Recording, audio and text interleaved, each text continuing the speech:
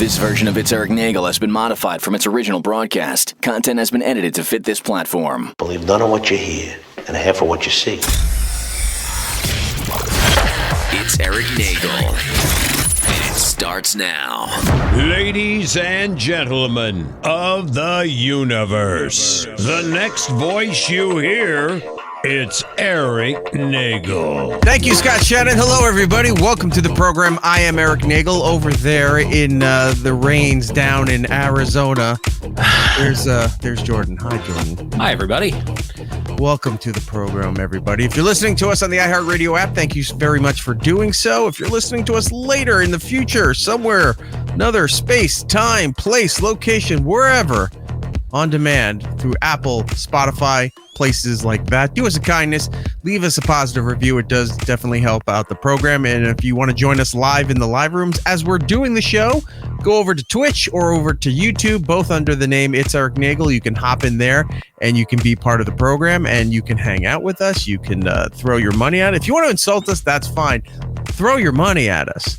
While you're doing so, do one of those things that they call the super chats. I was going to say, I found out last week, people on X/Twitter can also comment on the live video that's up on. Yes, so they can do that as well. Their stuff is now going through, not their stuff, their chats from the Twitter/X platform. That is now available to go through here. Still not able to do it with Instagram. If people are doing the comments on the live Instagram feed, still not coming over to our system. I don't know how that's going to be updated or when that's going to be updated or how they're going to incorporate that, but alas, such is the case. And I know we're live on Instagram right now, so that only lasts for about an hour still.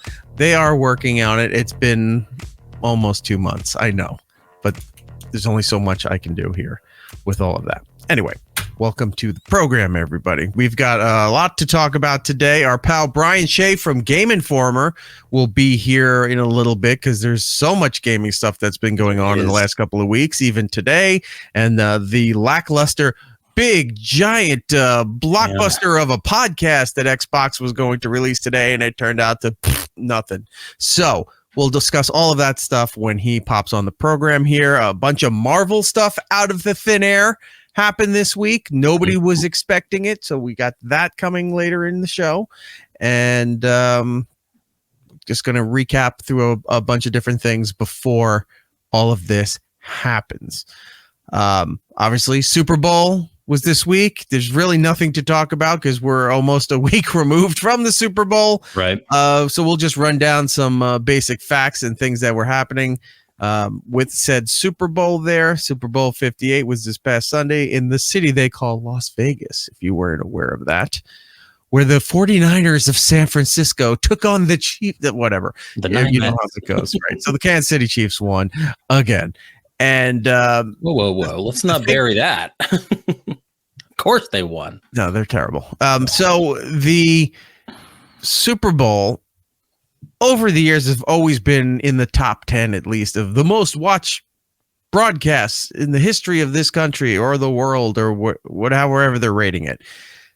This one, again, broke a ton of records to be the most watched out of all the Super Bowls, only beating last year's Super Bowl as the highest viewed Super Bowl of all time. So this one this year was the highest, 123.4 million viewers on a combination of a bunch of different networks, all owned by Viacom, CBS, Nickelodeon, Univision. Their digital platforms were streaming. I know Paramount Plus was streaming it. Yeah. And, of course, the NFL platform. What is it called? NFL Plus? NFL Plus. I know they have Red Zone. They've got multiple ways to do it. I watch mine on Paramount. Yeah, so it was everywhere. Everybody was watching it. Apparently, what I didn't get a chance to see it live, but I saw clips the next day. Nickelodeon was doing their own unique broadcast, and it turns out even from football fans that got to watch it because either their kids were watching it or they saw it later, they thought that was better than what was on initially the CBS feed or all the other platforms, because apparently a lot of people don't like Tony Romo. They don't mind him as a football player, but they don't like him as a broadcaster. And they hate his ribs. Who is he partnered up with? Jim Nantz. All right.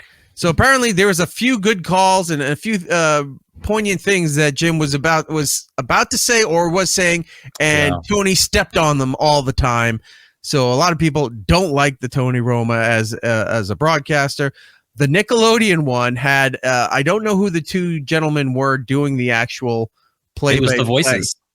No, not the voices. The other two people. Oh, gotcha. Because I know they were doing SpongeBob. Broadcasters that were there covering the game. But they were also joined by SpongeBob and Patrick Star. Yeah, he's a starfish, but his name is Star. From the SpongeBob cartoon that is still on. You want to complain about The Simpsons? South Park still on. Family Guy still on. SpongeBob, which nobody even remembers, is still on. Right. Still doing new content. Apparently, it was fantastic, the Nickelodeon broadcast. I watched some clips online. I did too. And during fumbles and turnovers and things like that, you hear SpongeBob and Patrick like yelling and booing and jeering on some of these things. Hilarious. I was like, how did they figure this out? They had Dora the Explorer coming up every now and then and explaining what like offsides was or like what a fumble was and all this stuff. It was actually, I was watching clips and I would kind of check it out, and it was pretty entertaining. And I know this past year they did a game where Disney hosted it on Disney Plus, and they did it from inside the Toy Story universe. So they animated the football as they win. Yeah. And then Nickelodeon has done it a few times in the past, but to do the Super Bowl, talk about the Taylor Swift stuff all you want. I don't care. You bring in the younger audiences by teaching them the game in this platform. It's such a smart marketing, way to do it. And it was to have the people who play SpongeBob and Patrick, Tom Kenny, and guy who played Dauber. Yeah, I was going to say the guy from Coach. Yeah, Dauber. Yeah. I watched the behind the scenes, and they were wearing like the mocap suits, and then they had like phones stuck to their like the mocap thing, so they could watch the game and comment live. So they were doing live comment. It was really, really, really cool. It was really well done, and all the effects that they had on this, because it's a giant green screen looking down at the field, so they were able to put in all these effects. Like when there was a touchdown, there were cannons shooting green slime. They had squiggly things. I think at one point I saw a clip where they were doing like the telestrator, like John Madden used to do, but they were just drawing nonsense on the screen, just like John Madden used to do. Yeah. So apparently all the things that real sports fans complain about with Major League Baseball, with the NHL, any of that stuff, where like, remember what was it, the late 90s where the NHL had the on puck. Fox, they had the thing so you could see the puck streaming across the screen, and everyone said it's annoying, we can't stand this. They were putting all of that stuff onto here and apparently getting rave reviews. So who knew next year to watch the Super Bowl? We're watching the Nickelodeon coverage. Well, and they were doing CBS things or like, whatever network it's on. They were doing things that were like kind of funny, like just kind of talking about the whole Taylor Swift thing. And they had a picture of Travis Kelce on the bench, and his name was Taylor Swift's boyfriend. Like it wasn't even Travis Kelce. They weren't even pointing to who it was. It was just smart. It was very smart. And it was like, you know what? Good for you guys for trying something new, doing something a little bit different. And it was fun. It was really fun. Our pal Kool-Aiders in the live chat there. Again, if you want to be part of the live show, come into our rooms over on YouTube and Twitch. Kool-Aiders saying they've done it a few times in the past. I think one Thanksgiving Day game has been a Nick broadcast for the last 2 years. I was not aware of that. That's really awesome that they do that. Our pal AZ459 in the chat saying the Dora comment was so good. She said something to the effects of the quarterback needs a map to find the end zone. Right. All right. So they're talking a lot of trash. They were. That's fantastic. It was good. It was like I said, it was well done. And I think if they keep this going, it's going to be a fun little way to get the younger audiences into it. Yeah. Rotate some of the stuff. Like the SpongeBob stuff was great, but maybe bring back Jimmy Neutron, bring in Keenan and Kel. They just did Good Burger too. I'm sure they're Ninja around. Turtles. Yeah. Turtles, I think, are on there. Yeah, you could do all kinds of characters. It'd be fun. All of that stuff, and that'd be so smart for them to do. Yep. Anyway, so moving on with some of the stats here for it. So it was the number 2 broadcast in the world as far as viewers go, behind the moon landing. Oh, that which old thing? I think had like almost 170 million people watching that stuff. So amazing for what you want to say about football and network television. The fact that everything else is struggling to find its audience, and this thing just continuously blows everybody away. There's just no way to counter program it. So good for them. What else do we have here? It's the second, we talked about that. Nickelodeon was trending highly for their coverage. We did that.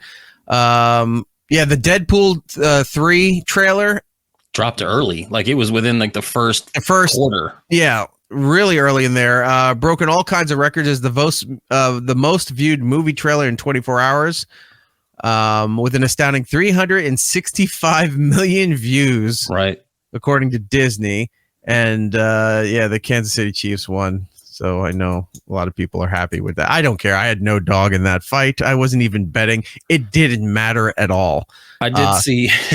I saw a tweet today, or X. I don't know what we call those anymore. Where someone goes, "Okay, so let's point this out. If everyone really does think this is rigged, and we all knew Kansas City was going to win to get this thing, why wasn't anybody betting for Kansas City to win?" And I'm like, you know what? That's right. If you think it's rigged, why didn't you bet on Kansas City? And it's just like, you guys are all stupid. Stop with this whole "it's rigged" crap. It's they say that about the NBA too. Haven't they been saying that for years, that the refs are so bad that the NBA is rigged too, that they're all bought and paid for? And your sports people, they literally have like logos from companies on their jerseys now. I would say they're a little bit more bought and paid for than most other sports. So dumb. Anyway, so that happened. I'm bringing that up to sadly transition to, we're just going to touch lightly on this horrific event that happened on Valentine's Day down in Kansas City, where they had their victory parade, as sports teams do, after winning in a major event. And it was going fine, unfortunately, up until a certain point. And then I'm sure everybody has seen this and heard this and everything. There was a shooting that broke out down there. They estimated there was like a million people. They were saying about 1 million people, 850 Kansas City police officers, and I don't know if they have like sheriff's officers out there. They were all there. And I mean, for the most part, they've done this before. Last year they won. So they've had this, and it got bigger. So it was bigger, and normal parade stuff. I mean, everyone kind of did their own thing. And unfortunately, it's marred by some, again, another tragedy. So at the time that we're doing the show, here's what we know: that there was 3 suspects that have been apprehended. The motive or everything else going along with why they did this has not really been clarified by any kind of official law agency. Yeah. We've seen the video of those guys tripping the one guy running that was fleeing from it, who was I guess is one of the people in custody, where they tripped the guy and they were just pummeling him. Oh yeah, and then holding him down like.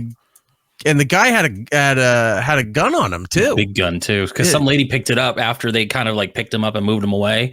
She picked it up. Well, this wasn't like a handgun. This was like a no, it was a full assault rifle. Yeah, and it's hard to see initially when you watch the footage, but now as people have broken it down and they did their telestrating, showing you here's the guy in the crowd, here's where they trip him, and all there they show that one lady picking up the gun, and the other two pretty much holding down and kneeling on the guy that was running away from the whole situation here. Horrific for that to happen in any way, shape, or form. 21 people wounded, 1 dead that I want to give a mention to in just a second. But 11 of the people wounded were kids. What makes me mad. Which is so upsetting. One, I mean, you definitely feel different if you are a parent, you have kids. But 2, thinking about the fact that those kids got to skip school that day. Your parents and your family brought you down there to celebrate this monumental event, and you're down there having a good time. And then for this to happen, and then not that people, any way to describe it, that like, oh, these people should be shot and these shouldn't. But when you start hearing about the kids, one of the things was so completely brutal that I thought the news was just sensationalizing it, and then having to do a bit of a dive to find out that was the case involving the kids. None of the kids died. They're all in bed in rough shape, but they're supposed to recover there. The person who did die was a lady. She was a radio DJ. She was, yeah. Down in Kansas City on a station KKFI 90.1 in Kansas City. Her name on air is Lisa G, but her real name is Lisa Lopez Galvin. Not to be confused with the Lisa G that we knew from the Howard Stern days, the Dr. Dre Ed Lover show at Hot 97, all that different Lisa G. Lisa Lopez Galvin. She hosted a show called Taste of Tejano, Tejano. That's correct. On Tuesday nights on that station, a radio show that specialized, often called Tex-Mex, a style of music known for its blend of Mexican and U.S. influences. Had apparently been on that station forever and was really well known and did a lot of charitable work in the community for not just for the radio station, but just for the culture and everything down there. And just the whole thing was fucking terrible. And now you're bringing that, you're only bringing that up because of the Super Bowl and everything. What about all the other? Look, if we did that every week, there'd be no point doing the show. I don't know. Unfortunately, when it comes to other, right after that, was it right after that? It was before the Super Bowl. There was a shooting at a church. That's what I'm trying to. The one in Houston was at Joel Osteen's church down in Houston there, and this is what I'm saying. Unfortunately, that if we kept covering things like that, we'd always be starting the show off with something. Yeah. And it's just horrific. And you don't know what to do in half these things because I don't have answers for it. You don't have answers for it. Apparently, the rest of the country doesn't have answers for all of this. I've got my opinions. I've got, right. Like we've talked. It's notable. I'm a little more left leaning than some. I'm not fully all left. You like to think I'm more in the middle. I am. I love guns. I'm trained to shoot. I was going to be a police officer. Like I have that respect for the guns. Right. I for me, it's just there's just no room for certain types of weaponry. There just isn't. And for them to come out and say, well, this wasn't terrorism. This wasn't this. This was just like a dispute. Like no one needs a dispute with this guy. Yeah, exactly. Yeah, here that it came out today that it was listed as a dispute among multiple parties and not a homegrown terrorism. No one goes to a parade of that size with that type of gun, and it was just there for a dispute. It's just not how it works. Yeah, so we're not getting the full story here. I was thinking about that too. Like, it's really shitty that you have to qualify things of this nature. But like, if that had happened. And the people that were shot were shot by a handgun, and these people who have been apprehended, if the weapons that were confiscated off of them were just handguns, then it falls into that category of people got hot-headed and started doing what you're doing. Yeah, that was just people getting drunk at a party, doing stupid shit. Yeah. This is an assault rifle intentionally brought to a parade knowing many people were going to be there. Well, look, it was a big deal. It's still a big deal. There's still going to be information coming out for that. And it's not going to be the last situation like this that we're going to hear about that, unfortunately. But I wanted to bring this up, too, because of the poor one, everybody involved got, God bless them. But that the poor lady that did die did work in radio. Yeah. And I've talked to a bunch of other people in this industry yesterday and today. And it's nice to see the radio community that had nothing to do with this station or with this particular woman all featuring her and talking about her and doing what they can for the family. She's a mother of two. I don't know if she's married.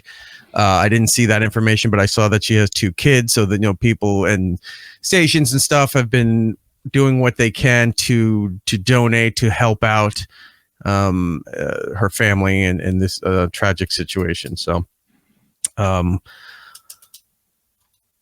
don't know what the answers are to any of that stuff, but Godspeed to her, and then speedy recovery to everybody else that unfortunately was involved in that event. I want to do something.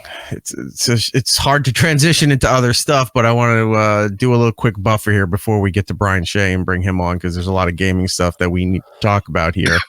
But it wouldn't be a typical show if I didn't have some sort of interaction with another human being that rubbed me the wrong way, and I had to document it and bring it up to speed here. And this week is no different. So I am in the supermarket the other day. Oh yeah, that's right. Surprise.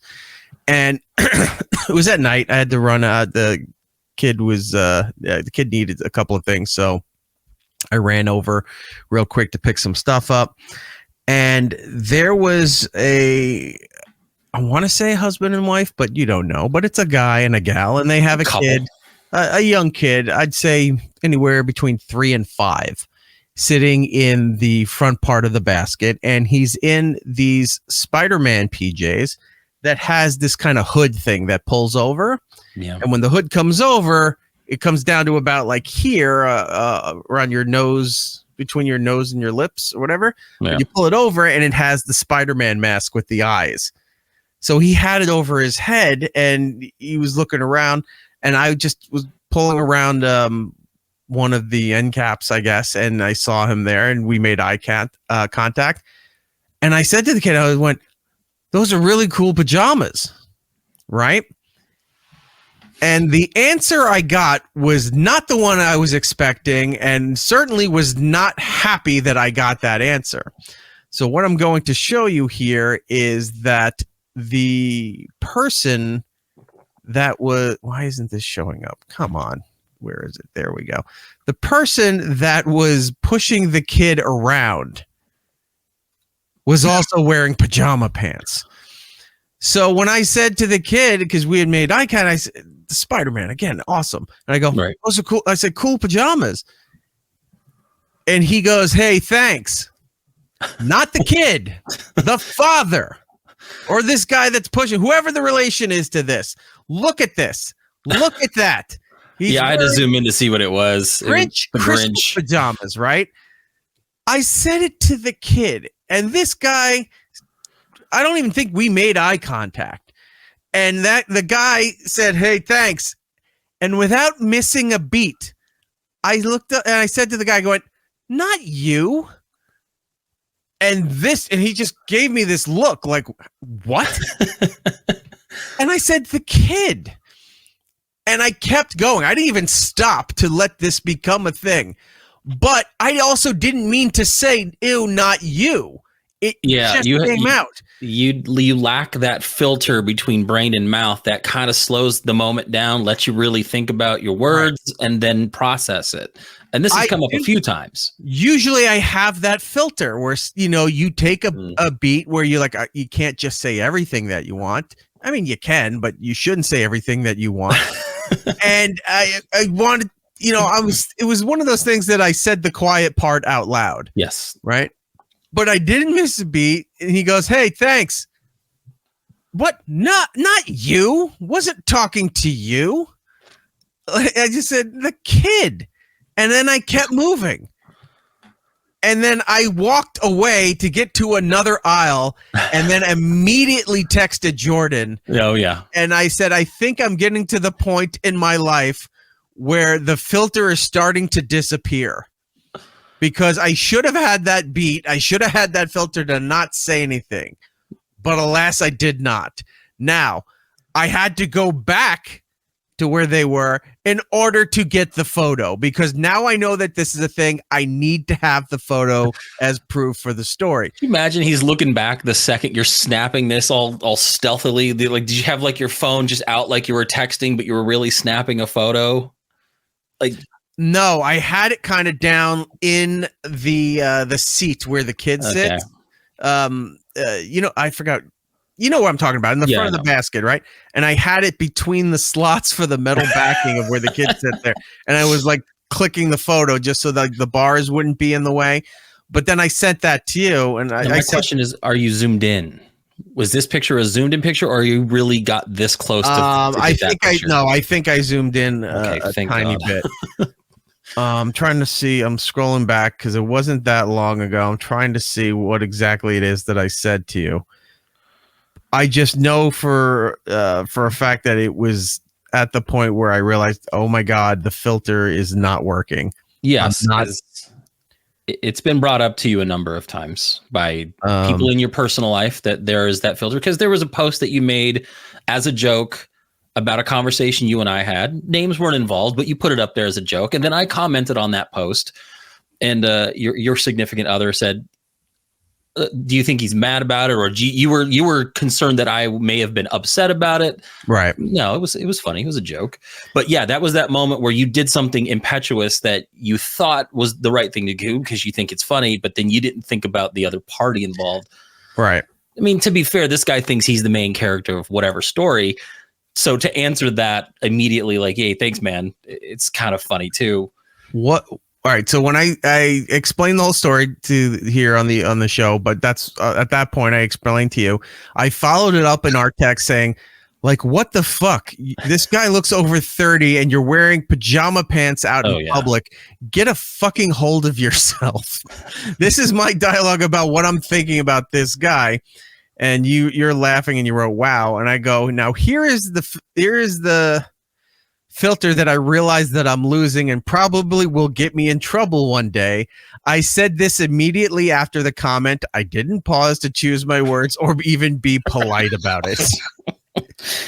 And you wrote, oh, that's true. You could have probably just let it go, but it's more fun when you respond without that filter. Yeah, there could have been hey, either let it go, or you could have said, yeah, but I was talking about his, but yours are cool too. And then just moved on, had a pleasant interaction with another person and then gotten out of there. But no, you did the Jay Sherman and you basically told him it stinks. And I said, well, I said, agreed, but it might also be a big point of concern. Yeah. You may get punched one day. Yeah. So, yeah, so the situation, although hilarious and was the right thing to be said. Correct. It's the should you have said it wasn't even an option, because usually I'm good at stepping back or choosing what I said. It just flowed out. Again, it's not even so much not saying it. Myself from doing anything, because I don't know this guy from anybody else. This guy could have turned around and punched me. He could have shanked me, with a carrot or something. I don't know. Something could have happened here that wouldn't have worked in my favor. But as I'm telling the kid he's got cool pajamas because he's all excited and he's looking at me, and the guy goes, thanks, man. And I went, not you. I think it's the tone. Like, you could have said, well, no, not you, but yours, like I said, you could have made it a pleasant interaction, but your first instinct is to basically put him in his place and basically tell him, no. Anybody else would have been like, oh, I get it. No, I obviously I meant the kid. And that's how you play it off. I was disgusted that he took a thank you that was not a compliment that was given to him. You're stealing the thank you I gave out. Yeah, that was for the kid, not for you. Alas, a situation happened. Of course, I have to document it and bring it to the show, or else it doesn't happen there. Love it. All right. I see that he's in there. Let's bring him in. Hello, Brian. How are you? Hey, I'm good. How are you? Good. You were a bit loud. Let me see if I can drop your volume down a tiny bit, a skosh, as they say, and bring that in. Whatever you need to do. There we go. That sounds much talking better. Into the microphone. There you are. That's all I'm good for. How are you, my friend? It has been a while. It has been. I was probably close to a year almost. Has it been? Wow. It was before Breath of the Wild, I believe, came out. Or Tears of the Kingdom. That was March? Or Tears of the Kingdom. Yeah, you're right. That was May. So yeah, it was probably like right before that. Because I think I was talking about that. You're right. So yeah, it's been just under a year. Wow. But yeah, things are going well. Just still employed, still at Game Informer. Correct. Yeah. Okay, good. Thankfully, because the industry has just been horrific with layoffs this year. Yeah, and every industry has been horrific with layoffs. Gaming, no different. And you're a really rare bird right now. You're game print journalism. Yeah, it barely exists anymore. But to be fair, most print journalism barely exists anymore. Yeah, it's it felt like there was a period there where like it was just like a print apocalypse that was happening, like probably like 15, 20 years ago, and it felt like it almost like leveled out a little bit, and like it was like, okay, we got down to like the new amount of print outlets that we need to have because the internet has changed things so drastically. It has. But now we're at a point where it's like, yeah, every member of the media is just like kind of constantly fearing for their jobs, and every person working at a corporation for that matter at this point. Even the people who own the corporations are like, am I going to have a job next year? Is this company still going to be around, or am I going to be booted for some legal reason or a hostile take? Nothing is certain anymore. There's used to be that, at least as much as a corporate job sucks, at least you'd get a pension, you would get health and benefits, it'd be job security. You don't even have that anymore. You can't go to a big company. You can't do self-employment. Nowhere that you go to now guarantees that you are safe as far as your employment is concerned. Yeah, I mean, it's wild how like there's all this like, oh, you should be loyal to the corporation. It's like they will cut you without a second notice, and you're just a number on a spreadsheet. So yeah, I fully don't be loyal to corporations. No, at least when I go to the website, I can still filter through and see a lot of things. Obviously, you go there and you subscribe to get the content, but it's when you go there and any page you click on is you're looking at it for a second, and then the pop-up with half the screen says to continue looking at us, pay $1.99. I'm like, oh no, this is not good. This is not looking good for them. Yeah, it's kind of frustrating whenever. Thankfully we haven't resorted to doing that stuff quite yet. I don't know what's in the horizon or whatever, but I'm not in charge of making those decisions. Right. But let's not talk about impending doom. Let's talk about some fun That's things. all we have these days. That I know. I was going to say there's multiple stories of like Xbox have with the impending doom, and then the Embracer group have impending doom, and we could still do impending doom. Let's try to paint a turd here and make it look fantastic and presentable to the audience. Let's give them the illusion that things are happy and okay. Everything is so much has happened. Even today, as we're doing the show, Xbox put out there's supposed to be this bombshell podcast with all these new things that they're going to reveal, and it was kind of there's a whole bunch of things to talk about that happened in the last couple weeks. There's been so much that came out here. Where would you like to start, Brian? We could start with that Xbox news, since it is kind of like something we could just briefly glaze over, because it wasn't like you said, it wasn't a huge bombshell that everybody was expecting. It was just kind of like, these rumors started swirling about a week and a half, 2 weeks ago, that like Xbox was going to be no more, and they were just going to do multi-platform games, and that was it. And it turns out that was extremely overblown, but it didn't prevent all of the people who are just diehard Xbox fans to just kind of lose their minds. And we basically saw the equivalent of when LeBron was going to Miami and all these Cleveland Cavalier fans were burning their LeBron jerseys. That's what it felt like was going on in like kind of the Xbox community, because they're like, oh, well, we invested all this money in these Xbox consoles, and now you're going to put them on PlayStation and Switch. And it turns out that was all a huge overreaction, because, Phil Spencer, the head of Xbox, put out a tweet last week saying, hey, we're going to address this. We're going to give a business update on the official Xbox podcast next week. Right. That hit today. And basically they're like, yeah, some games are going to go multi-platform, but they're going to be only after at least a year of being exclusive on Xbox. And that's not anything new. Look at in the past where you had GTA or BioShock. They had exclusivity to certain things on PlayStation, where you got the basic game maybe on Xbox, but any of the DLC stuff, some other updates, uploads, bonuses, things like that, were exclusive to PlayStation for half a year to a year before then they opened it up to the other platforms.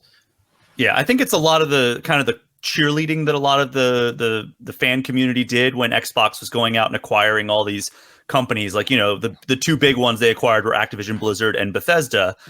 And they were like, oh, great, that's going to be exclusive to Xbox now. And then like, well, Call of Duty's still going to go to other platforms, and we're still going to support these other games. And yeah, you'd cut off so much revenue to then. It's one thing if you're putting out a game brand new and it's like, hey, it's going to be exclusive to PlayStation or it's going to be exclusive to Xbox. It's another thing where if you bought a company and had $1 billion franchise like Call of Duty and then say, hey, you know how all of you were enjoying playing this on PC, on PlayStation, on I think even Switch had a version or something like that. And you go, yeah, we're going to cut all that revenue off right now and just go exclusively over here. So if you want to keep playing it, come over here and do that, because everyone's going to go, no, we're not doing that. Yeah, and so what they did today was they were like, and I mean, part of them getting through all of the regulatory stuff in order to process the Activision Blizzard deal, the acquisition, was they had to make a like a special agreement with Nintendo to be like, hey, we've entered like I think it was a 10-year agreement to bring Call of Duty titles to Nintendo consoles in the future. Mm-hmm. And I mean, it's probably the most thinly veiled, like, hey, look, we're going to bring it to a system that it's not already on once we own them. And we're trying to make a deal with PlayStation, but they're not coming to the table. That was kind of like what was going on for the longest time. So like that was part of the negotiations and part of like the showing of good faith when they were trying to get the regulatory commissions to accept the Activision Blizzard merger, was they were making deals to continue bringing these games on, because Sony was one of the big protesters, as you could imagine, because they were like, oh, we don't want to lose all these Activision Blizzard games off our platforms. And then Microsoft goes out and starts making deals with Nintendo, be like, hey, look, we're willing to bring these games to other platforms. So when Xbox fans heard that there were even going to be more games coming, I mean, they were talking Starfield, they were talking Gears of War, which were not mentioned today. In fact, Phil Spencer specifically said it's not going to be Starfield and it's not going to be Indiana Jones. Those are the two that he was asked directly. He was like, I'm not going to tell you which ones they are. There's going to be 4 games that we're going to be announcing soon, coming to other platforms. We're going to let the partners make that announcement, which a lot of people immediately jumped to saying, oh, there's probably going to be a Nintendo Direct before the end of the month, which we've been speculating on for a while. Mm-hmm. But the report right now, and again, he said not Starfield, not Indiana Jones. The reports right now. Imagine it's just games nobody expected, like Power Washer Simulator. Like that's the game they're going to. Don't even start. I love Power Wash Simulator. I do too, but it's such a low-level game compared to all the billion-dollar games that they put out there, and it's just this lower-tier stuff. Like you're going to be so excited when you see what we're putting out there. Ice Road Truckers 5. We're going to share the Hot Wheels edition of Forza Horizon. That's finally going to go out everywhere. It's like, what? I mean, they are lower profile games, the ones that are reported to be the 4, but they are also well liked. So the games are Sea of Thieves, Hi-Fi Rush. Really? I was joking. Yeah. Sea of Thieves, Hi-Fi Rush, wow. Pentiment, and Grounded are the 4 that are rumored to be the first batch. And also the report says I know 2 of the 4. I've played Hi-Fi Rush. I think that would be a good Nintendo property. It's very cartoony, that's been the very rumor for a while. Yeah. So that I could see that happen, especially Sea of Thieves being something Nintendo can do, especially if they're going to start doing some of these streaming, because right now Nintendo can't handle a Call of Duty. So a lot of it's going to be streaming. Like Control came out and you had to just download it, and then it was essentially a streaming game. I could see Sea of Thieves doing something like that, and that would fit well in the handheld, because trust me, I've debated whether or not I was going to put Sea of Thieves on my Steam Deck just so I can play in bed with Erik, so I can just sit there and play it and still. No, don't tell me you're doing that. We're playing. Don't tell me you're in bed. I'm laying in bed, you know. Well, that's why the other night you're like, hey, what are you doing? And I was like, I'm playing Mass Effect. I didn't want to tell you. I was laying in bed playing Mass Effect. But it's probably smart not to do that. I'd leave some things out of the conversation. Thank you. You're a good friend. You know, things like that. I mean, I think it would do well in the handheld, realm. Yeah, especially with the rumors of a new Nintendo console coming later this year. Like, that's when we're really, I think, going to start seeing a lot of these multi-platform games coming back to Nintendo. Because for a while, we were getting a lot of the multi-platform titles coming to Switch. But then, like, as the Switch hardware has gotten older and older, it's 7 years old next month, it has really slowed down a lot. I mean, despite it selling gangbusters, it's harder and harder for these modern games to get ported over to Switch, because they're making software for PS5 and Xbox Series X, which can run 4K 60 frames per second.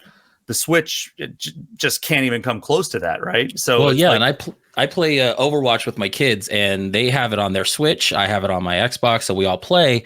Or a PlayStation, and there's a graphical difference, and they just put out an update on Tuesday, and it's killing the Switch right now. It's just too much. There's a bug in it, and everything drops out. So, oh geez. Back to the Xbox stuff with that podcast that came out today, and you were talking about all the naysayers like, oh, they're going to get out of the console game. Oh, they're not going to be doing these things anymore. Well, like just the week before, they had reports out that were saying that like the PS5 was had reportedly outsold Xbox Series X2 2-1. That the PS5 was outselling Xbox, but then followed up with that Sony says the PS5 is entering the latter stage of its life cycle because it's failing to meet sales expectations. So it's like, wait, so it's gangbusters being sold, it's outselling Xbox, but we're gonna have to start winding this thing up because it's not selling what we expected to sell. Is it that the sales heat from it has actually went down, or are they unreasonable sales expectations that they're not meeting? It's such a weird thing for me because, like, remember, we could not find a PS5 for like the first 2.5 years of its existence. Yep. During the pandemic. Yeah. Yeah. Like, it was impossible to find a PS5 for the longest time, for many, many months, years even. And it was one of those rare things where I guess you could compare it to the most recent was those Stanley Cups that came out in January at Target. We've all seen the videos. Some of them stores didn't even put them on displays. They just dropped the pallet, took a knife, cut the cellophane, and just like, here you go, and everybody went crazy for it. That's what they did during the pandemic years, where going around the holiday time, they had a shipment of Xboxes or PlayStation 5s. They didn't even put them out and do the proper, display of the way to get them. They're just like, drop it right by the front door, cut it. Everybody, here it is. They went and bought it. And, we just had the thing. You had the delivery. Yeah, that was an hour ago. They're all gone. At $500 a pop, they were all gone. Yeah. So they couldn't keep them on store shelves during COVID and like during the pandemic when everybody was like just staying in and playing video games. I think that this generation has been a bit of an underwhelming one for both PlayStation and Xbox. Right. I don't know if rightfully so. I think that like it kind of goes back to that discussion we had about corporations, where it's like the expectation is always that the next quarter or the next year is going to be bigger and better than the previous one. So this one seems like it might be just a little bit under what the PS4 was doing, and therefore looked at as kind of a failure by the executives, whereas like it's not really a failure. It's still a very high performing console. It's still, like you said, outselling the Xbox. The Switch is outselling all of them, which, is just because Nintendo has made great decision after great decision and so many amazing games on the Switch. And it just so happens that you can play it on the go or on your like TV. Pal World. Oh, wait. That's funny because that's actually an Xbox one, like Xbox and Steam. Yeah, and they even mentioned it today on the Xbox thing, and I was like, that's kind of funny. Hey, here's an idea. Let's rip off Fortnite, Modern Warfare, and Pokemon and put it all together in the same game. Not? And look, I've seen reaction videos and other print reviews. People seem to love it. They're like, this is what Pokemon should be doing, or the direction it should be going, not Pokemon Lavender or whatever it was that just came out. I think the biggest issue for me is that if they're complaining about not being able to meet expectations for the PS5, but if you look at 2024, they don't have any big heavy hitters coming out this year. Yeah, and they said as Sony much. just nothing. Xbox has a couple different titles coming out. They have Madam Web. That's out in theaters let's not talk about bad movies. They have a couple remasters, but they don't have The Last of Us. They don't have the next, God of War. They don't have a Spider-Man. The 2024 is a barren wasteland when it comes to Sony even said as much, where they were like, we are not having any of our major IPs have a new entry in this fiscal year. It's wild. Which is not going to help. No, maybe that's why their projections are down. It's like, yeah, we're going to have to start wrapping this thing up. It's not selling. Well, you have no games. They've had good games. It's just like now we're just entering a huge lull. Yeah, people are very fickle, like our own, like Giddles. He was all about one. I forgot the game. It was before Diablo came. Before that came out. Before. Then he was all about. He dropped everything, went right to Diablo 4. Was playing that for like a month or so straight, and then Baldur's Gate 3. He was toggling back and forth between Diablo and still doing raids in World of Warcraft. Then Boulder Dash 3 comes out, and then he drops all of that stuff, and he's like, "I'm all about this game. I'm going back for my third replay on this thing." That next game that you're catering to those people who just want to grab the next thing, not the next hot thing, but the next game that piques their interest, and then that's all they're about. That the Baldur's Gate game has been out for a little while. It's still doing well. People are still loving it and playing it, but it's been a few months. Some people want to move on to something else. They'll come back to it, but they want something new to move out to. And if you don't have that, that's where you start losing a lot of the people, and they'll start maybe dabbling over in the Game Pass area and say, you know what, I got a PC. Let me see what this Microsoft world's all about. Hey, you know what? I enjoy playing on PC. I don't really think I need until they come out with a leading title that I'll care about on PlayStation. I might start moving over there. Or hey, I just picked up my kid's Switch. That the new Super Mario game is fantastic. Hey, I just tried Breath of the Wild 2, and now they're back over there because Sony doesn't have anything new coming forward.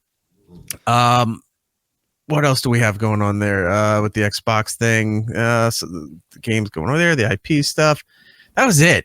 It was a lot of nothing. It was out of nothing. I mean, it's sad when Taco Bell put out an Apple TED Talk presentation that nobody wanted, but somehow everybody loved. And they're talking about, hey, do you love this? You love our volcano sauce? Well, you're gonna love what's coming up next. They're walking around just having this gigantic party and going, why is Taco Bell doing that? I mean, I'm glad they are. It's been kind of cool. But who said Taco Bell could come to this level of play? And they did, and that was more exciting than this thing that came out from Xbox. Well, I think that's also like we have those reports and rumors to blame where it's like, oh my God, they're bringing Starfield over. They're making it so that there's no more Xbox. And then they're just like, actually, all those reports were just like way overhyped. It's like when people like we're going into like the Star Wars sequels. And I'm not a huge fan of the Star Wars sequels for the most part, but everybody was like, oh, what if they do this? What if they do this? And they all had their fan theories. And then when those fan theories didn't come true, they were like, this is the worst movie ever. Yeah. Where's Mephisto? He was supposed to. Yeah, every That's not even a Marvel property. What are you talking about? He's not in the new John Wick. What are you talking about? I mean, same thing happened with Multiverse of Madness, where everybody was like, oh, what if they get Tom Cruise to play Tony Stark? And then it didn't happen. Everybody's like, that movie sucked. It didn't get the cameo that I wanted. Which, to be fair, they did bullshit kind of wish force Disney, Marvel into getting John Krasinski in there as Reed Richards. And they did it as fan service. They certainly didn't do it in the new casting, which we'll get to in segment 2. But they did kind of give them that. So now they all think, oh, if we push hard enough, they'll just do what we say.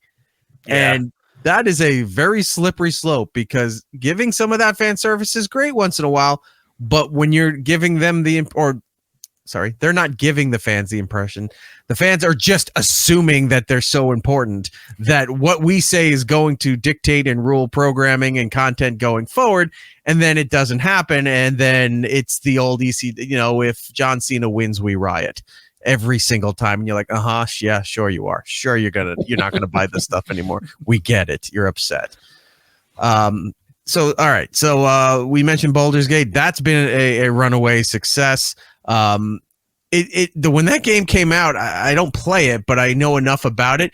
It seems like something that South Park would have made up for their video game stuff, because Giddles was telling me this, and I was seeing online about just the weird sex and romantic storylines that are in this game. It's like, what do these people do? Of course, the Dungeons and Dragons and Magic crowd like this game. This is how their social life is now. Eric, you'll be happy to know that they're about to patch it. They should have patched it yesterday. Maybe it's out now. There's a new patch that has better kissing animations. Of course, that's awesome. What you need. Of course you do. How are you going to slay the dragon if you don't have better kissing options? Look, if Gale isn't hooking up with Lae'zel, then I don't know what to tell you. I love the game, honestly. One of the early things that came out before that game was released was that there was there's a shapeshifter who can turn into a bear, and there is a bear sex scene. Yeah. Yeah, no, he was hooking up with Astarion. Ah, Oh, I love that game. It's it's really a very good I- game. I only put about 20 hours into it before I had to move on to something else. Oh, you but just did the character creator then. I had a great time with it though. He Like, I only think I got just through the typed first in his half. name, Thrillho. Yeah. Yeah. What about some of these other things that have come out here? The Silent Hill. Were you a fan of the Silent Hill series on PlayStation? No, I actually never really got into Silent Hill. I've played through PT, which was like the Konami Kojima thing back in like, what was that, 2014, 2013, where it was like Up, literally up, down, down, left, right, BA stuff. BA Baracus. the Baracus. Yeah, instead of instead of 30 free guys, you got BA Baracus as BA your Baracus. character now in every game that Konami makes. Hey, they should. But yeah, like PT was the closest I ever came to Silent Hill, where it was just like literally playable teaser for the new Silent Hill game that never actually happened. So the fact that they basically made a PT style Silent Hill game with this game that just came out, and it's only about an hour and a half, which is roughly the length of PT. And it's kind of interesting that they're kind of circling back to like a thing that a guy that they had a very public falling out with in Hideo Kojima did this thing to tease a new Silent Hill game that he was working on. Then he got escorted out of the company, and then they're like, oh, well, it's been like a decade. What if we did like a similar thing with like teasing the next Silent Hill game, but just call it Silent Hill right off the bat? Right.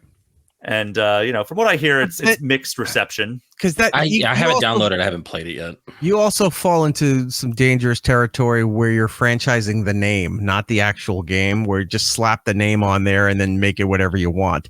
Like they were doing with Cloverfield.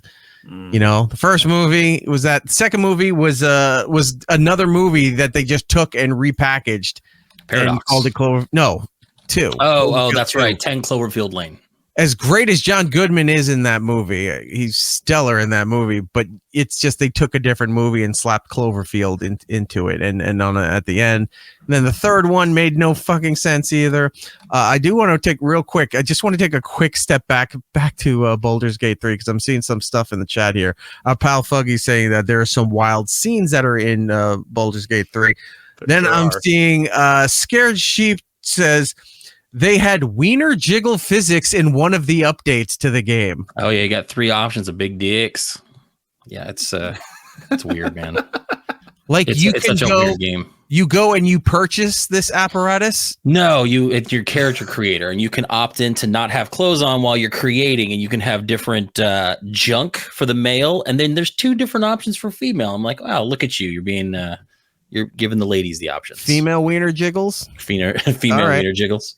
So let me see if I can picture this. So when you're doing your character creator and you have your character, and then you can move your controller or your mouse around, and it rotates through different like hairstyles, facial expressions, body types. Yeah, so now you've got your character, and then you're just hitting left to right, and different wiener apparatus is just showing up on the screen. Did the same that's thing the same. Cyberpunk did it. Exactly what I was going to say. Yep. Yeah. Why not? Cyberpunk had a genitals selection. Yeah. Why not? Interesting. Everyone needs dicks. But it's funny because like Isolate that. Yeah.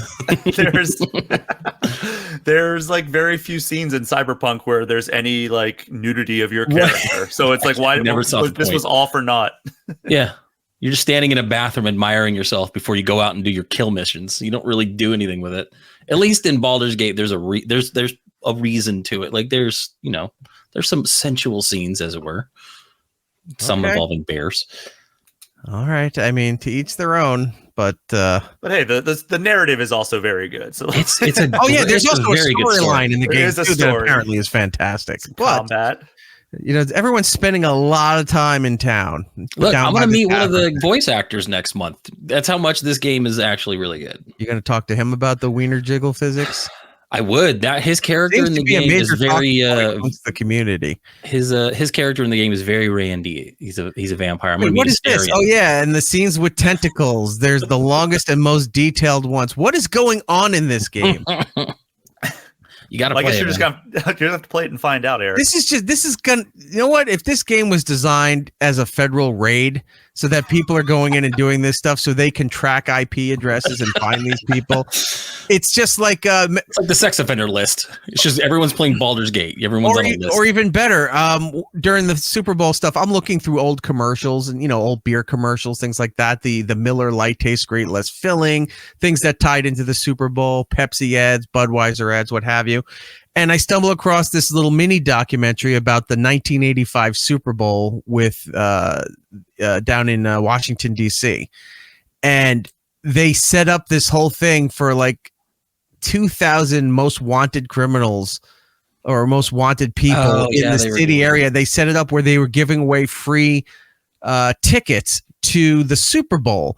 And these notices were sent out to people, and they had to bring just legal forms of ID to come in and claim, and they made it look like a big party. And as they, check in and all this great, they're giving them food and drinks while they're online and congratulations, whatever. Then they walk them through these doors, and as soon as they walk through these doors, cops just come over and cuff the people. It's like, yeah, you have like 5 outstanding warrants and are wanted for some sort of assault or whatever. So they bagged a few thousand people under the guise they were going to get free Super Bowl tickets. Maybe that's what do they call it? Psyopses? Yeah. Maybe that's what Baldur's Gate 3 is, where it's like, get them all in there. Let's see what options they're doing. I knew it. Raid that house. This is the swatting that we needed to deal with here.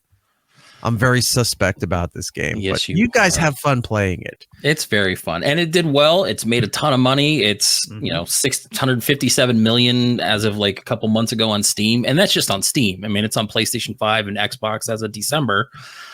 The opposite of that type of game is Suicide Squad. Have you played that, Brian? I have played. Hold on. Let me just point out, as soon as you said that, the way Brian's always smiling and cheering like that, immediately you said Suicide Squad, you saw the expression drop from Brian's face. I don't know if my sigh came through on my mic, but I definitely inhaled sharply and then exhaled slowly.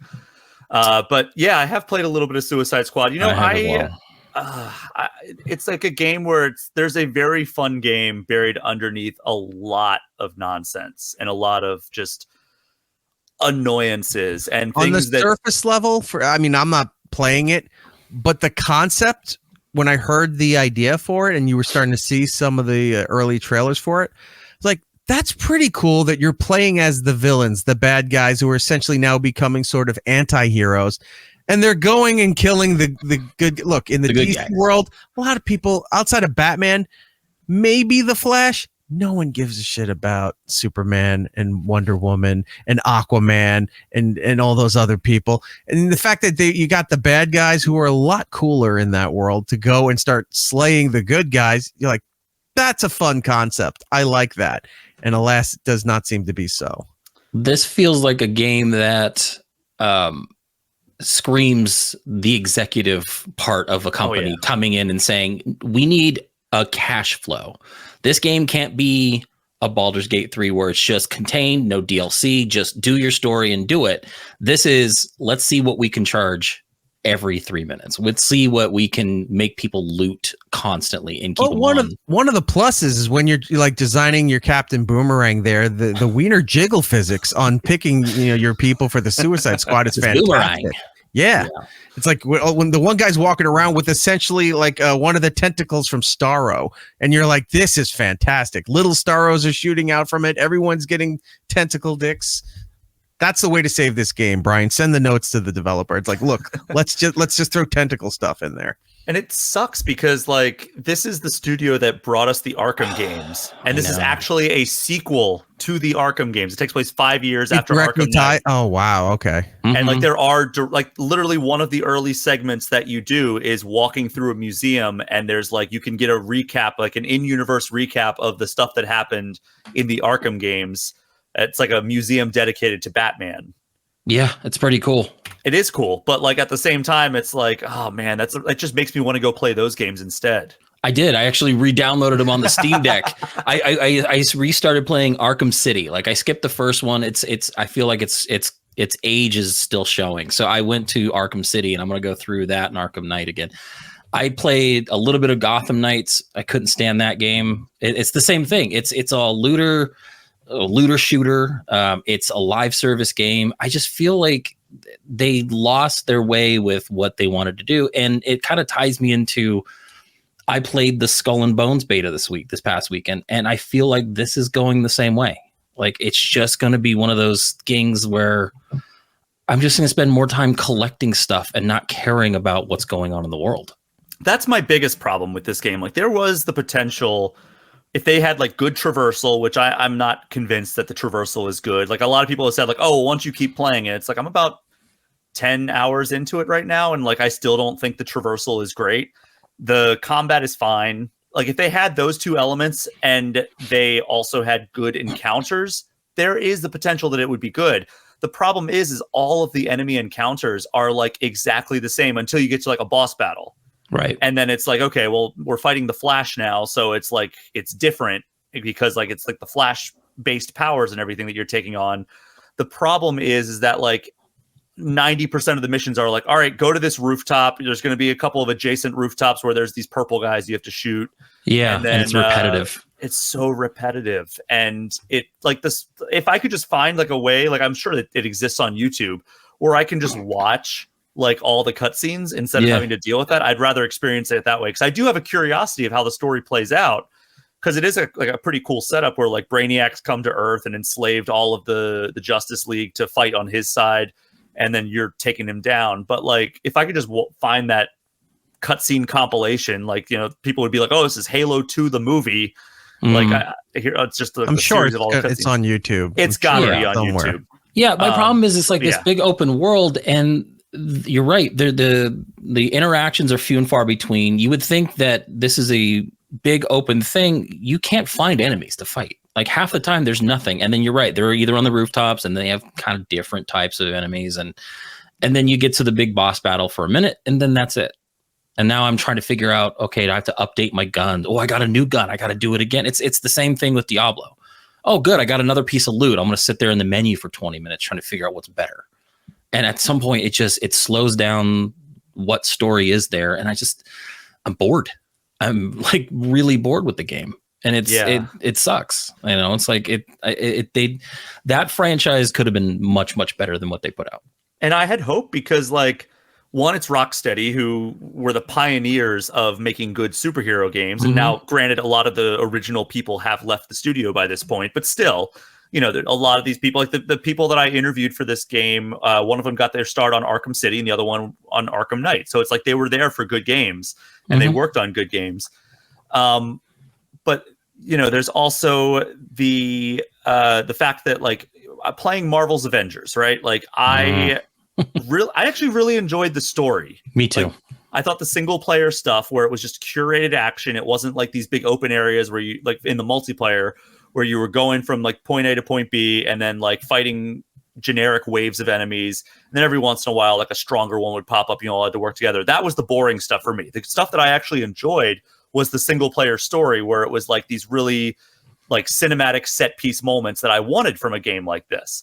That came and went. I enjoyed it. And then I was like, well, let me check out the multiplayer. And I played like an hour of it. And I was like, no, that's all I need. I never went back to that game again.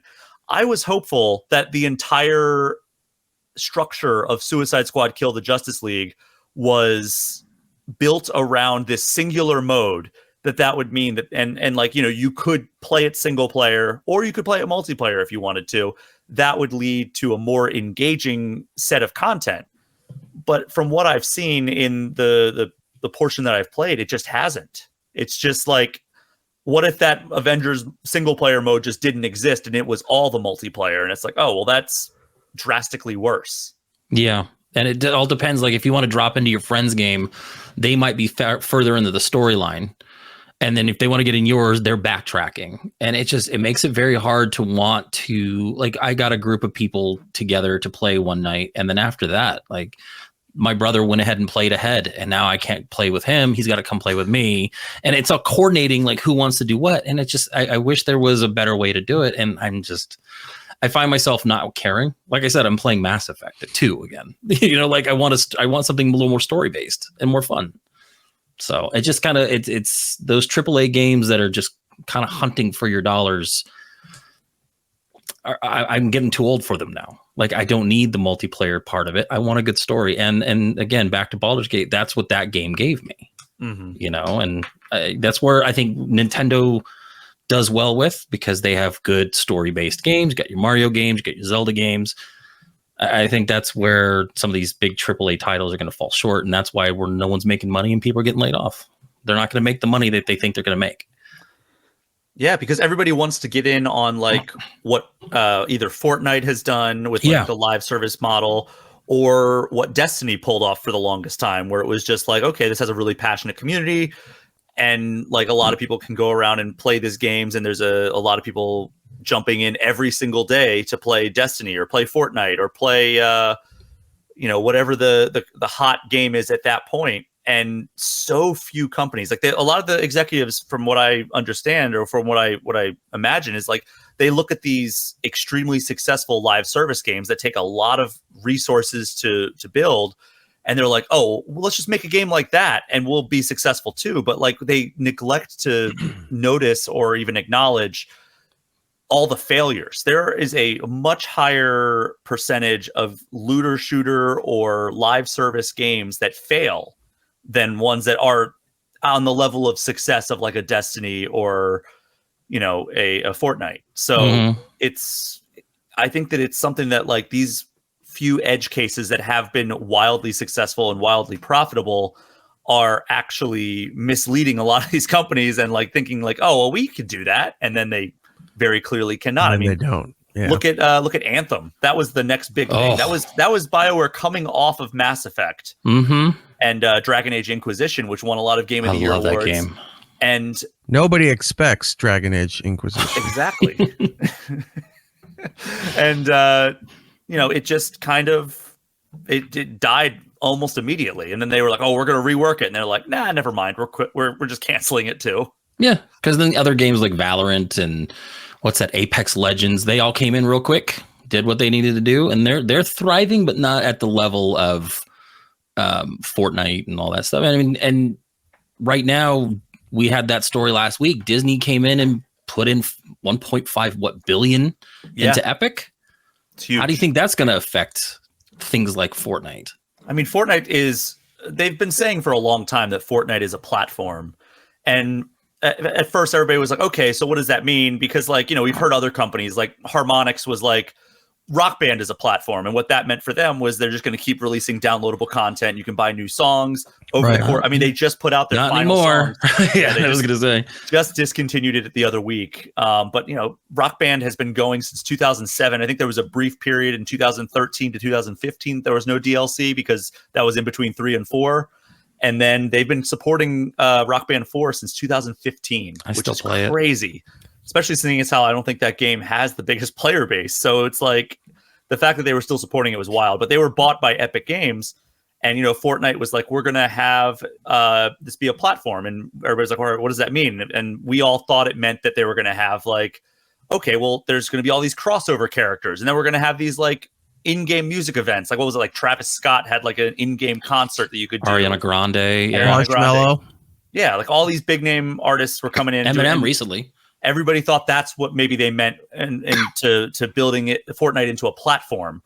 But what it's turning out to be now is like there are other games within Fortnite. So like, Fortnite has the Battle Royale. It originally started off with Save the World, which was basically like Gears of War's horde mode. And they built it out now that the Battle Royale is still the centerpiece, but now there's Rocket Racing, which is a racing game developed by the Rocket League team that they also own. There's Fortnite Festival, which is basically Rock Band built by the Rock Band developers. There's Lego Fortnite, which is like a completely separate thing. So now there's this Disney investment where Disney is coming in, investing $1.5 billion into Epic Games. They're acquiring a stake in Epic Games, which is huge news. This is the biggest bet that Disney has ever made in gaming. And, they've had some attempts at making, like they've had Disney Studios in the past and they've kind of all faltered. I think one of the examples was like the Where's My Water games was a Disney development at one point. If I'm not mistaken. I like that game. That was a good game. Yeah. Remember that stupid little game? The Epic Mickey games. I did play the Epic Mickey games, but remember they used to have that platform where you could buy the little figures, put them on the stage. Skylanders. Or not Skylanders. Infinity. Disney Infinity, yeah. Yeah. Concept. Belly up. Lego had Dimensions, and that went belly up. And I was going to say I should have an amiibo showing up tomorrow. All the Toys to Life stuff has completely gone away. Nintendo even abandoned it largely. They still have some amiibos coming out, like with their bigger games. Like Tears of the Kingdom had like 3 amiibos that came out. Got those. Yeah, so did I. I have Sora coming tomorrow. I think that's the last Smash Brothers one. Yeah, I mean, they didn't do anything for Mario Wonder, which is very indicative weird of the fact that amiibos just aren't a thing that like as much as they used to be. Hey, I loved using those for Mario Odyssey. Yeah. Anytime I was down, I go, well, hold on, let me get the figures. Boom, now I got this, now I got that, now at that. I'm off to the races again. They're good in Breath of the Wild and Tears of the Kingdom as well. But Disney is saying like they're going to be taking the platform thing even bigger this time around. Like they're saying like they're not telling us exactly what they're doing, but like at the same time, they're telling us a lot of hints. They were like, you're going to be able to enjoy Disney properties and create your own stories and experience and express your fandom in a lot of different ways alongside all the Disney properties. I think they mentioned like Star Wars, Marvel, Avatar, like so many, and like Disney and Pixar, obviously. So like all these different like huge multi-billion-dollar properties are all going to be folded within Fortnite's infrastructure.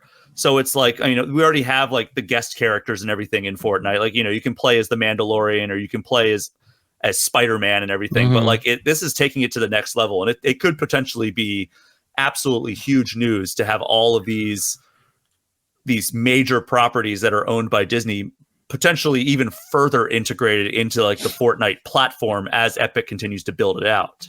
And that way Erik can get killed by someone rocking the Mulan skin, calling him the N-word, and it's all family. But they're allowed to say that. I'm right. Not. That's the thing.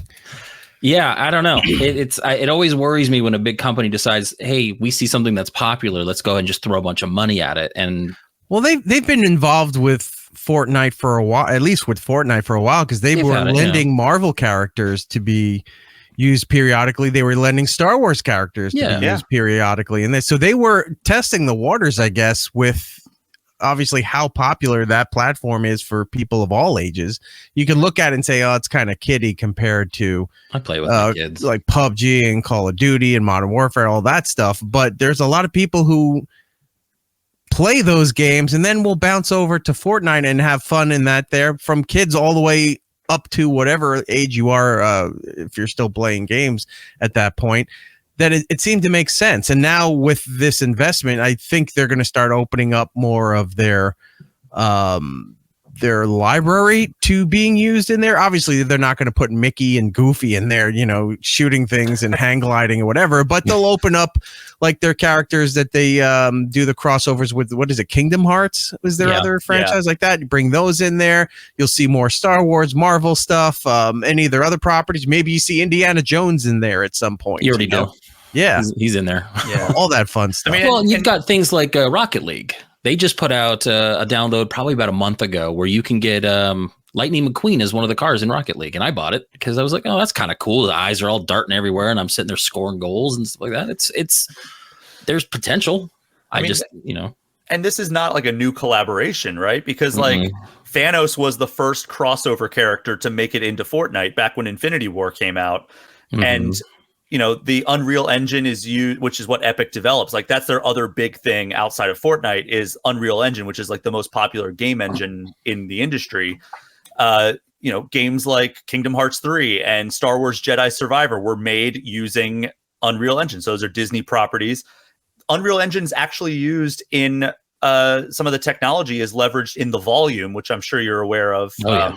That giant thing that they use to shoot the Mandalorian. They've used it in like Thor: Love and Thunder. So like there's been a lot of Disney properties that have used Epic Games technology and also a lot of Disney things that have already appeared in there. I mean, I sat in 2 years ago this week. I was in Vegas for DICE, which is like this big games show.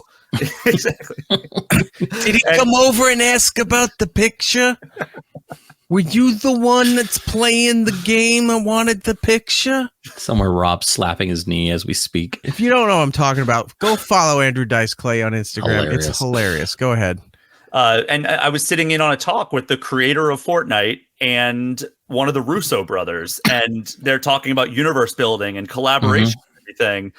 And it's like they've had this relationship for years now, and it's wild that like if Disney wanted to do this, that it took them this long. We are here with our pal Brian Shea from Game Informer magazine. Brian, is there anything else we haven't touched on, or is there anything else you want to talk about that we should be aware of?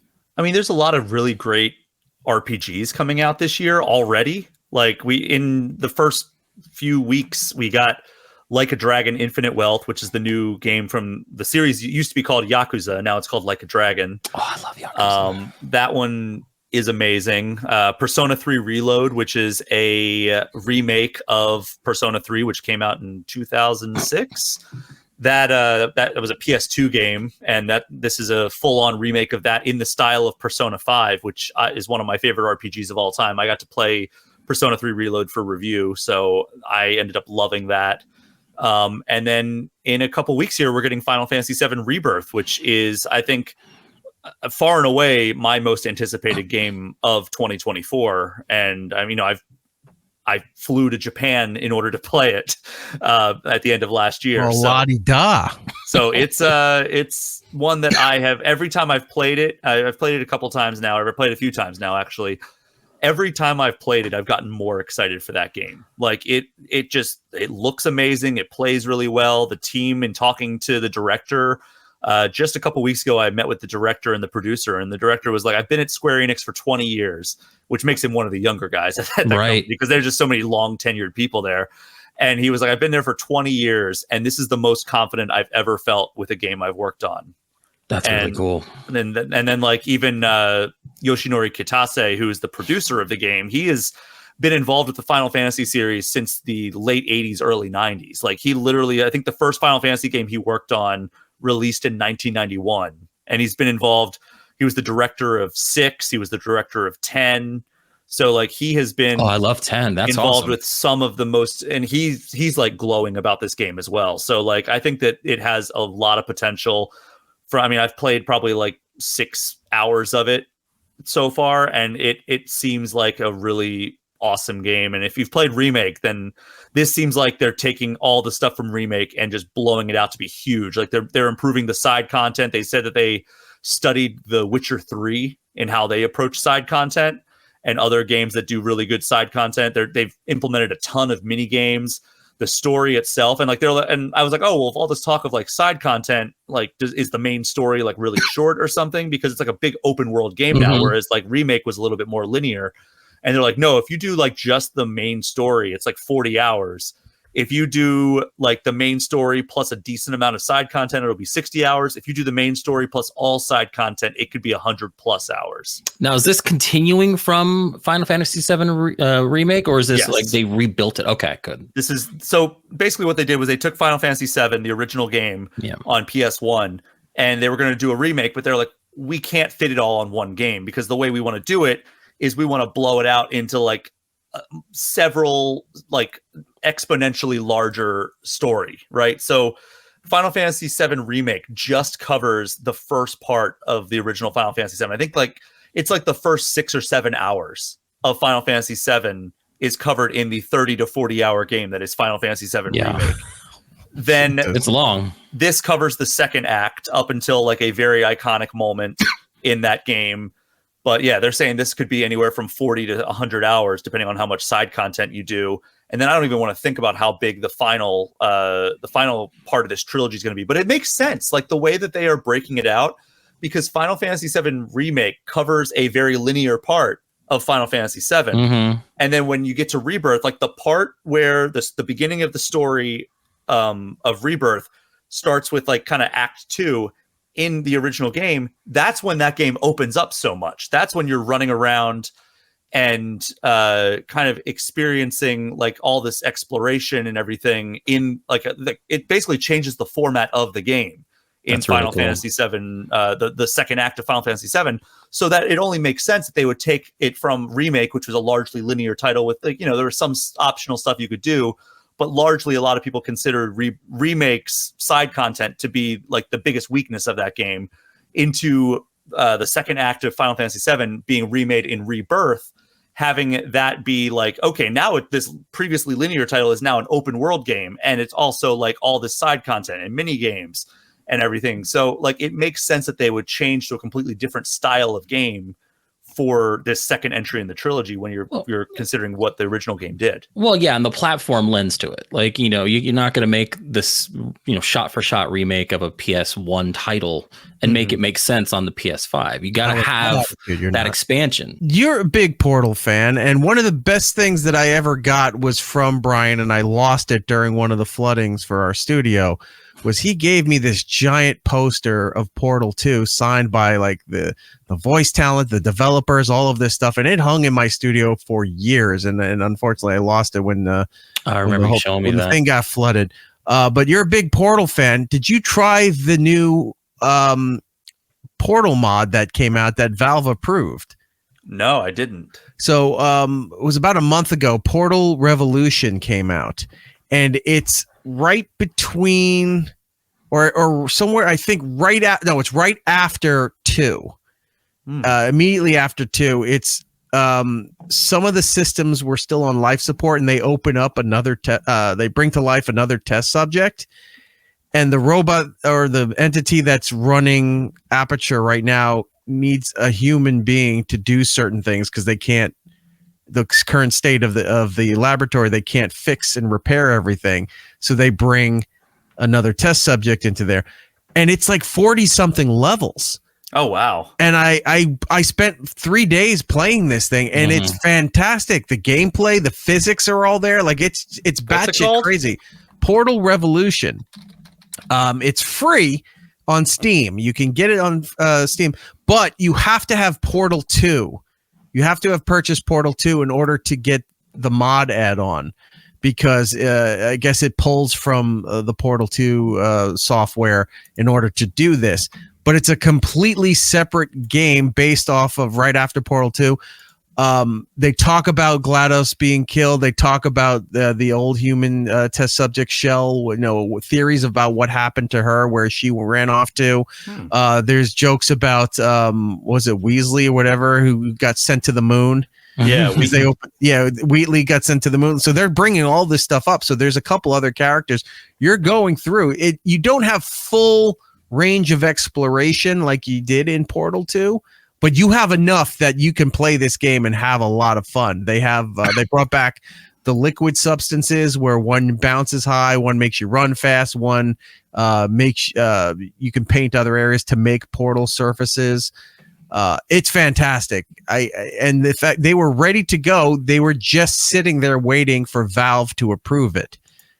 And they put a whole thing out. It was supposed to be out, I think, January 15th.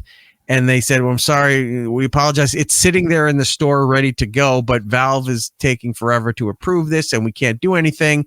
And so many people went crazy online that Valve all of a sudden went, okay, yeah, it's good. And then within like a day or two, it was like a day, yeah, it was ready to go. They said it's going to be at least a week as they vet through all this thing. And then Valve got so much shit from people online that they went, okay, yeah, it's fine. And then all of a sudden it was available the next day. Finally, the internet's done good. Right. So I'm installing it now. You should. It's so much fun. Yeah. And if there was ever an incentive for Valve to even if they had another company doing it for them, to put out a Portal 3 or another addition into the franchise, they'd make $1 billion off of this. It is so beloved, that franchise, just like BioShock. Finally we got something else coming out now with Judas, made by the BioShock developers. It's the closest as we're going to get to being in the BioShock world again. People are excited about that. The new trailer just came out not too long ago. The Portal mod there's been other Portal mods that weren't Valve approved, and I played a different one, and it's really kind of crap. This one is very good. Yeah, the reviews say overwhelmingly positive across the board. So. Yeah. I haven't heard anybody say any bad stuff about it, other than it's short and they want another Portal game. Yeah, I mean, well, that's the thing is like Valve has basically given up on developing new games because Steam has been so successful they don't need to. License it out. Yeah. License it out. It's obvious. Like if you don't want to if you don't have the manpower or the facility, the staff to do that anymore, if some other studio make a deal, if some other studio is like, hey, we'll take that on because we can see the potential. We know an audience is there for Black Mesa stuff, for Half-Life stuff, for Portal stuff. Start putting that stuff out. That's been a joke now. Like, what was it? Half-Life 3? Half-Life 3 is coming. Yeah. All of a sudden, coming. if she came out of nowhere, hey, there's a teaser trailer, Half-Life 3. Valve owns another company's putting together. It's done through Unreal Engine. Any of those things. Make those deals to make $1 billion off of this stuff again. It's so weird because there have been Half-Life games that have come out or Half-Life adjacent games that like Valve has approved, but like it's not like it's all like these weird like indie developers that like have no right having an IP as big as Half-Life. Like they did that VR game, Alex. Right? Yeah, I was gonna say that was actually amazing from what I understand. I'm not a big VR guy, so I didn't actually play it. Me neither. But like everybody who's played it's like this is probably the best Half-Life game. Well, and they have a Half-Life, like a Portal training simulator on the Steam Deck. So I picked up the Steam Deck about a month ago and I'm having a great time with it. But you can download this free, Half-Life thing. And it's basically Portal, but it's teaching you how to use the Steam Deck. So it's like you're doing like menial tasks and setting up turrets from Portal and doing it. It's really funny. And it's like, you guys just make a new game. Like, yeah, they've done that with a couple of platforms, like the Vive VR system that Valve put out. They also had like a little Portal like tech demo that you could do, and it's like they have a bridge building simulator that's Portal based. That I love that game. I play it too. Yeah, but I mean, it's there. It's there. It's so far removed. We're like over a decade removed from Portal 2. But the audience is still there, and then there's all this potential for a new audience to come in that have been finding videos online. Remember the Australian PSA thing, that dumb ways to die thing that streamers love using that clip for when stupid deaths happen in their game. The video that they put out was Australian tourist board or it's something to do with their mass transit down there. They made a different version that's all Portal based. And that thing, look at it, it's like got 100 million views on the thing. It's like, do it. There's all these properties that people would love another edition for. Companies either financially can't do it or just don't want to do it. Make deals, license it to other people, and get it out there, and you all making money again. I just don't see the laziness in this. Well, the unfortunate part is a lot of the creators of Left 4 Dead, which is another one that the big joke is Valve doesn't know how to count to 3 because we've got Half-Life 1, Half-Life 2. I know, Left 4 Dead 2 is so fun. Left 4 Dead 1, Left 4 Dead 2, and we've never gotten a third entry for like any of these franchises.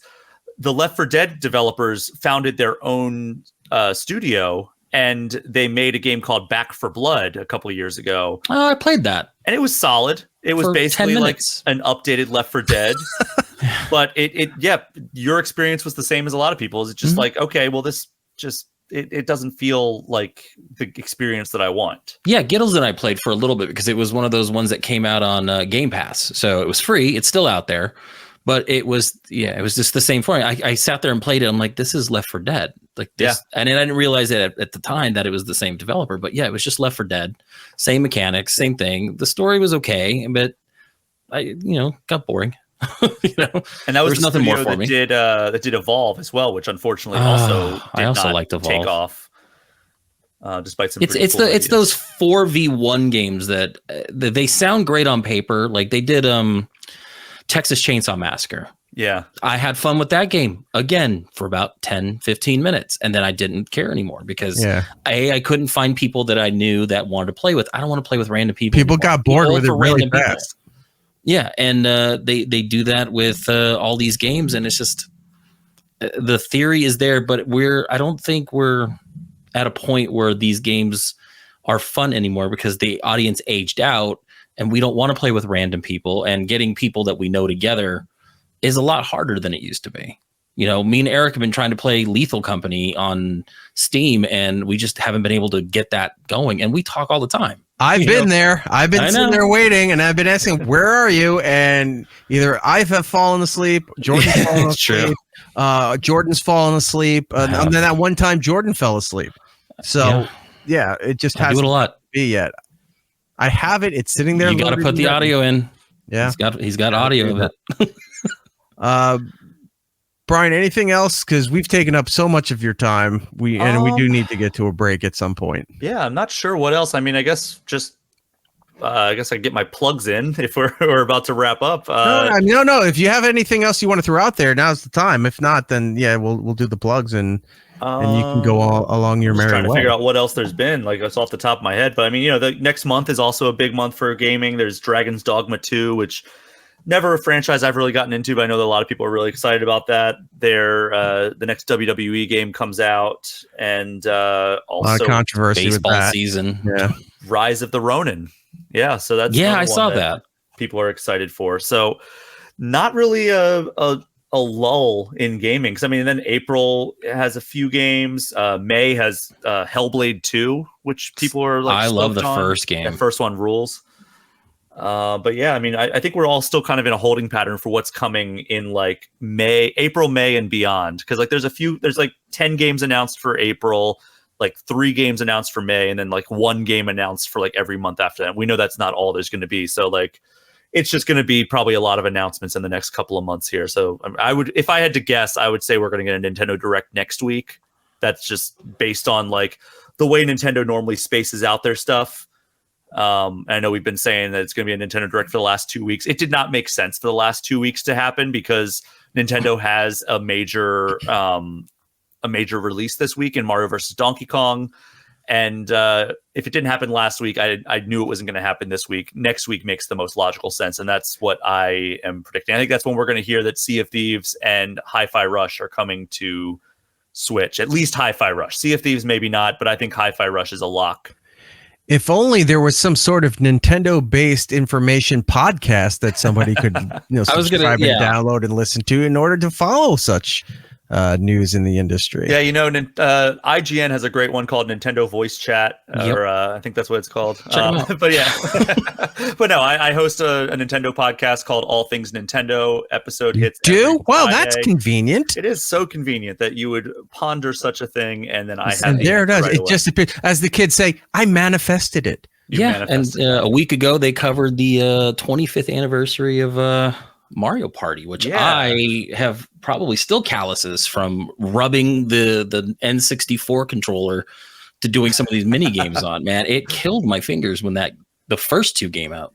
You pine for the days of the floating controller, like the Nintendo Max, where it just spins around there, makes it so much easier. Yeah, no, I killed my hands playing that game. Yeah, Brian, what's your podcast? It's All Things Nintendo. Yeah, it is a weekly podcast every single Friday, just covering all the latest news and sometimes like game reviews and previews and stuff. Some weeks we have to get a little creative, like we did a couple weeks ago with the Mario Party episode, because I guess that was last week. Because there was just nothing going on that's like worthy of a main segment. So I'll just do like a historical deep dive on like a game or a franchise or something. And it just so happened that last week was the 25th anniversary of Mario Party. So that was as good an excuse as any. Brian, let's give everybody all your plugs. Spend all the time and the attention on you to promote your wares. Tell everybody where they can find you. Sure. You can see it on the screen right now. Twitter and Instagram, Threads, Blue Sky, at Brian Shea. You can read my work on GameInformer.com. You can also read it in Game Informer magazine, and then you can hear my podcast, All Things Nintendo, every Friday, wherever you get your podcasts, also on YouTube. Fantastic, my friend. It's always a pleasure having you on here with your wealth of knowledge of all things going on within the gaming industry. Brian, don't be a stranger. I know you're jet setting, you're traveling the world, you're doing all of these things. You're rubbing elbows with the video game elite, but make some time for the lesser people and come back more often. Yeah, whenever you'll have me. I wish you'd stop calling me that in public. right, what are you doing tomorrow? Let's do another show. All right, we're going to take games all day long. We're going to take a break. When we come back, we've got television, movie, streaming updates for you. Whole bunch of weird Marvel stuff just dropped this week out of nowhere. We got to talk about all of that stuff. We will do so when we come back. More, it's Erik Nagel. It's Erik Nagel. Next. It's Erik Nagel. Follow the show on all social medias at It's Erik Nagel for ways to watch or listen to the show, both live and on demand. Go to itseriknagel.com. We're back with It's Erik Nagel. Segment 2 of the show. Erik Jordan here with you, talking television, movies, streaming updates, going through all that fun stuff so that you do not have to, and you can go, I didn't even know about half this stuff. That's right. We're telling you about it so you know what is going on. We pass the savings on to you. That doesn't even apply here as the correct phrase, but I'm going to squeeze it in anyway. As we do, I'm not really watching anything of importance. Oh, actually, no, wait. I watched a new episode of the new Quantum Leap, and they shoehorned into the 1950s in Mexico. They shoehorned in a quick little blurb about trans people. And I'm not shitting on the trans people thing. I'm shitting on the fact that it's obvious you shoehorned it in instead of, like, if it was part of the episode and they made it a factor about a character for that episode or that storyline where you can see it's a person dealing with whatever, that makes sense. Right. When all of a sudden you go, oh, by the way, guys, I'm this, and I don't really know where I fit in the world, and I don't think, oh, okay, well, we'll try to figure out what makes you feel better. Great. And then they go back to solving the treasure map mystery that they're doing, and you go, what was the point of stopping and bringing that up? That lasted like 2 minutes of the story, had nothing to do with the beginning, nor lead to the end of the story. They just went, oh, by the way, this is something that's happening to me right now. If I was in that community, I'd be pissed off. I'm like, you shoehorned this message into there and it made it sound like complete shit. No wonder why everyone hates this stuff, because the writers are fucking idiots and they don't know what they're doing when it comes to this thing. Again, if it was a character that was that way or living that or whatever it was, that choice they're doing. And they it was part of the story, part of the character's progression, growth, whatever. You may not like that stuff. That's fine. Not everybody likes everything, but it makes sense how they're telling the story. Mm-hmm. There was no need for that. And again, if you're in that community, you should be pissed off how that was interjected in there too. It's like, oh, by the way, I'm gay. What? Not saying the trans thing was gay, but it's like throwing that out there. By the way, I'm gay. What? Yeah. Oh, yeah. I'll get to it later. And then they never get to it. They did that in Shazam 2, that movie Shazam 2, where like one character goes, with Shaquille O'Neal? I'm gay. Yeah. That was Kazam 2. Okay. Kazam was gay. Where it's just like the pants gave it away. Go ahead. Gay. Yeah, it felt like it's such a shoehorn thing, right? Just cuts it. Shaq. Out of nowhere, they're in the middle of a mystery. Shaquille goes, I'm gay. What? By the way. Nothing. All right, and then they just keep going. Really enjoyed how you rubbed that lamp. Yeah. Gross. Anyway. So they did that in Shazam too. You're right. Yeah. Yeah. Just felt like it's such a weird throwaway thing. Yeah. And then the time traveler's trying to explain non-binary to them. It's like, that wasn't even a thought process back then. Not that there weren't people who were thinking that they were transsexual or dressing that way or whatever. It was obviously there, but it wasn't as widely known to people. It certainly wasn't discussed in the 50s, especially in Mexico, a very religious conservative area. They're not discussing this stuff. They don't do it now in the heart of Catholic Mexico. Like, and they're bringing that up, and you go, there was no way of introducing this at all at that point of the story, but you just threw it in there as a happenstance. Anyway, Quantum Leap, the current thing, still good though. Still enjoying it. Yeah. But when they throw that shit in there very sloppily or just not appropriate to what's going on, that pisses me off. They did that in the first season. You had an issue with that. So yeah, it makes sense. They don't know how to. I think there's a writer on the staff that is of that community, but they're just lazily throwing it in there or not weaving it into the story the correct way, and it just comes off as clunky and aggravating because like you're doing a disservice to what you're trying to bring awareness to and to preach, and you're doing it in the worst way possible. I think what they need to do from now on is in every show, no matter what show it is, it's like in Mortal Kombat. Remember when that guy came out of the corner and went, Toasty? Yeah. They need to just have Shaq dressed as Kazam and goes, I'm gay. And Yeah, it just goes out of the corner. Just every throw it in there. episode, there's somebody that comes out as a trans person, and they go, "Wait, Just Shaq. we're in Vietnam right now. We're in a bunker. We're getting shot." And it's like, this is not the time to bring this out. You know, I just want to mention this is something I'm going through. I don't know what it's called yet because we're in the late 1960s, and there's not a name really for it. They'll yet. call it non-binary. Yeah, non-binary, NAM binary. That's the name of the movie. All right, that might be the show title. Non-binary. Non-binary.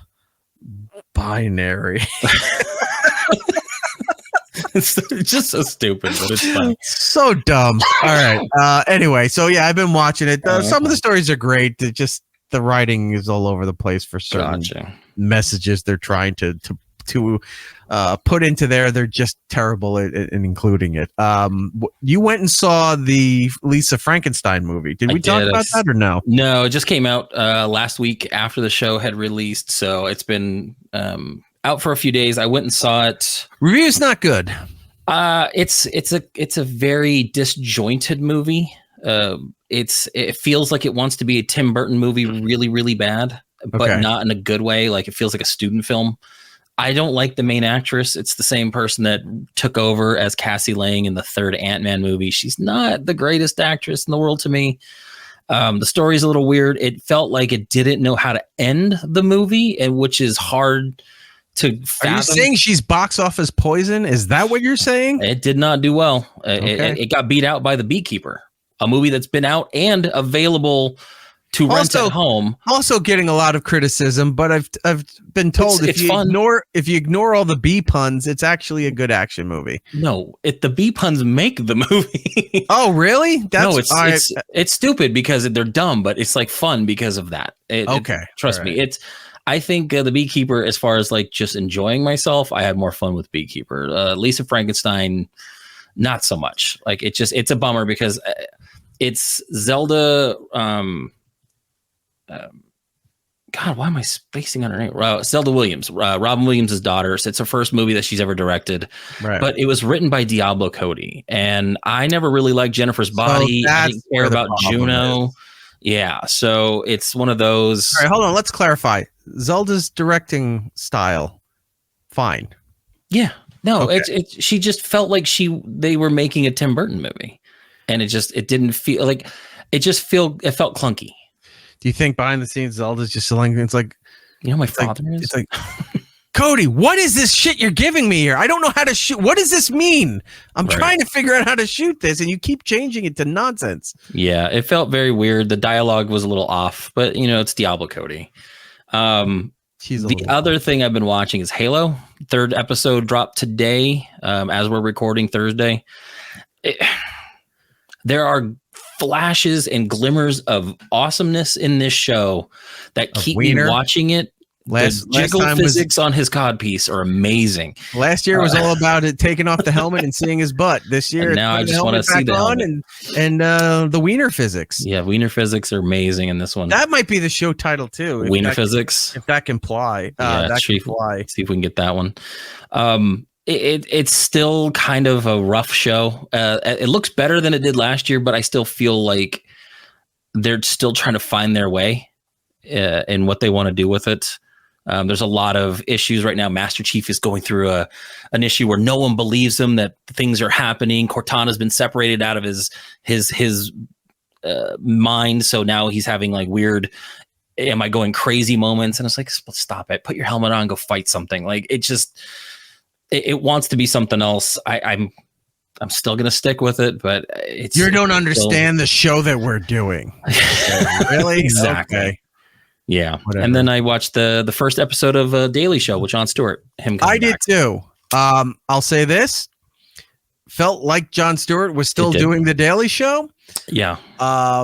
Everyone was getting a beating. There was no sides on this one. Well, no, there were sides Well, on some of that because you know how John leads, and that's fine. I'm not knocking that stuff. I've enjoyed Jon Stewart since his talk show on MTV back in the early 90s. He also had the Jon Stewart show outside of the talk show thing that he did. I think that was also an MTV thing. Then he moved to syndication, and then he got the Daily Show stuff. I've enjoyed John forever, and I can be an actual human being and separate the politics from people and still enjoy them, whether I agree with them or not. And I thought it was perfectly fine. Do you think you would want more throughout the week, or do you think one day a week it's going to get there? I think it's going to get there. I think they'll see the numbers and they'll do it. Not even the numbers. I think John will get the itching too. If he has the right writers involved with it, I think he'll start seeing the maybe getting closer to where it's going. Yeah. I've seen this being said on a lot of different shows. I saw it on Bill Maher. I saw it on the Daily Show. I saw it on a few other shows too, where they've all said it's a weird election year because we've already finished the process of the primary and the candidates and everything. This usually gets drawn out through the summer up to the convention. You know, that's where it kind of comes down to the wire to get to their respective conventions where they nominate their candidate officially they go through all the delegates, you know, voting and all that stuff to nominate who they're going to have for the president of the United States, for the candidate to run for president of the United States. They're already done. All right. Like we still have the South Carolina one coming up, I think at the end of the month, where Nikki Haley is still running, but she just lost to a write-in candidate that said none of these candidates. None of these candidates. She lost to nobody. Yeah. Right? Officially nobody she lost to.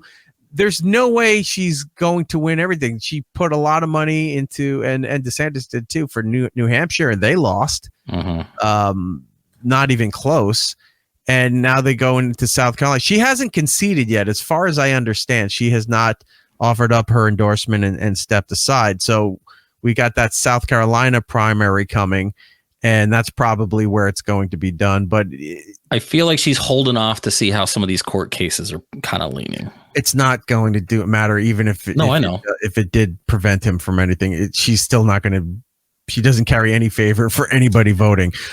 Anyway, back to the point is that the season's already done. We know the two candidates who are going to be running. So you've got about 6 months till the convention, 7 months till the convention, and then you've got 9 months, 8 months to the election.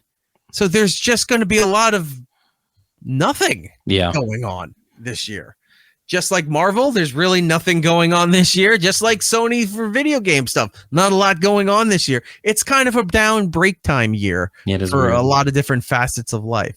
But anyway, Jon Stewart, was good seeing him back. I thought he was perfectly fine. I'm not familiar with the other people on the show because I stopped watching it so long ago. There's some people that I would see clips of online, but I've never watched the show much. Yeah. So yeah, it's kind of weird to kind of see who's kind of taking over and doing stuff. But yeah, John felt like you said, like he hadn't left. Like this is another week of a show he's been doing. Is he still executive producer of Colbert's show? I don't know. Probably.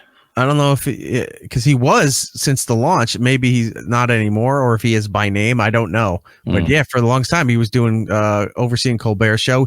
He did his version of the Daily Show over at Apple. Yeah, and they got canceled. I guess because it's just such a small platform, nobody was watching it. So Comedy Central threw a ton of money back at him, and it was fine. All right, so moving on from those things that we've watched, what's out now? Well, on Comedy Central, the Daily Show with Jon Stewart. He's only doing Mondays, but we'll see how that goes in the future if he's going to start doing more days of the week. Apple TV, there's if you're a big Peanuts fan, Snoopy, Charlie Brown, all of that stuff. There's a new Snoopy special, Snoopy Presents Welcome Home Franklin, which is weird that it says Snoopy Presents. You would think.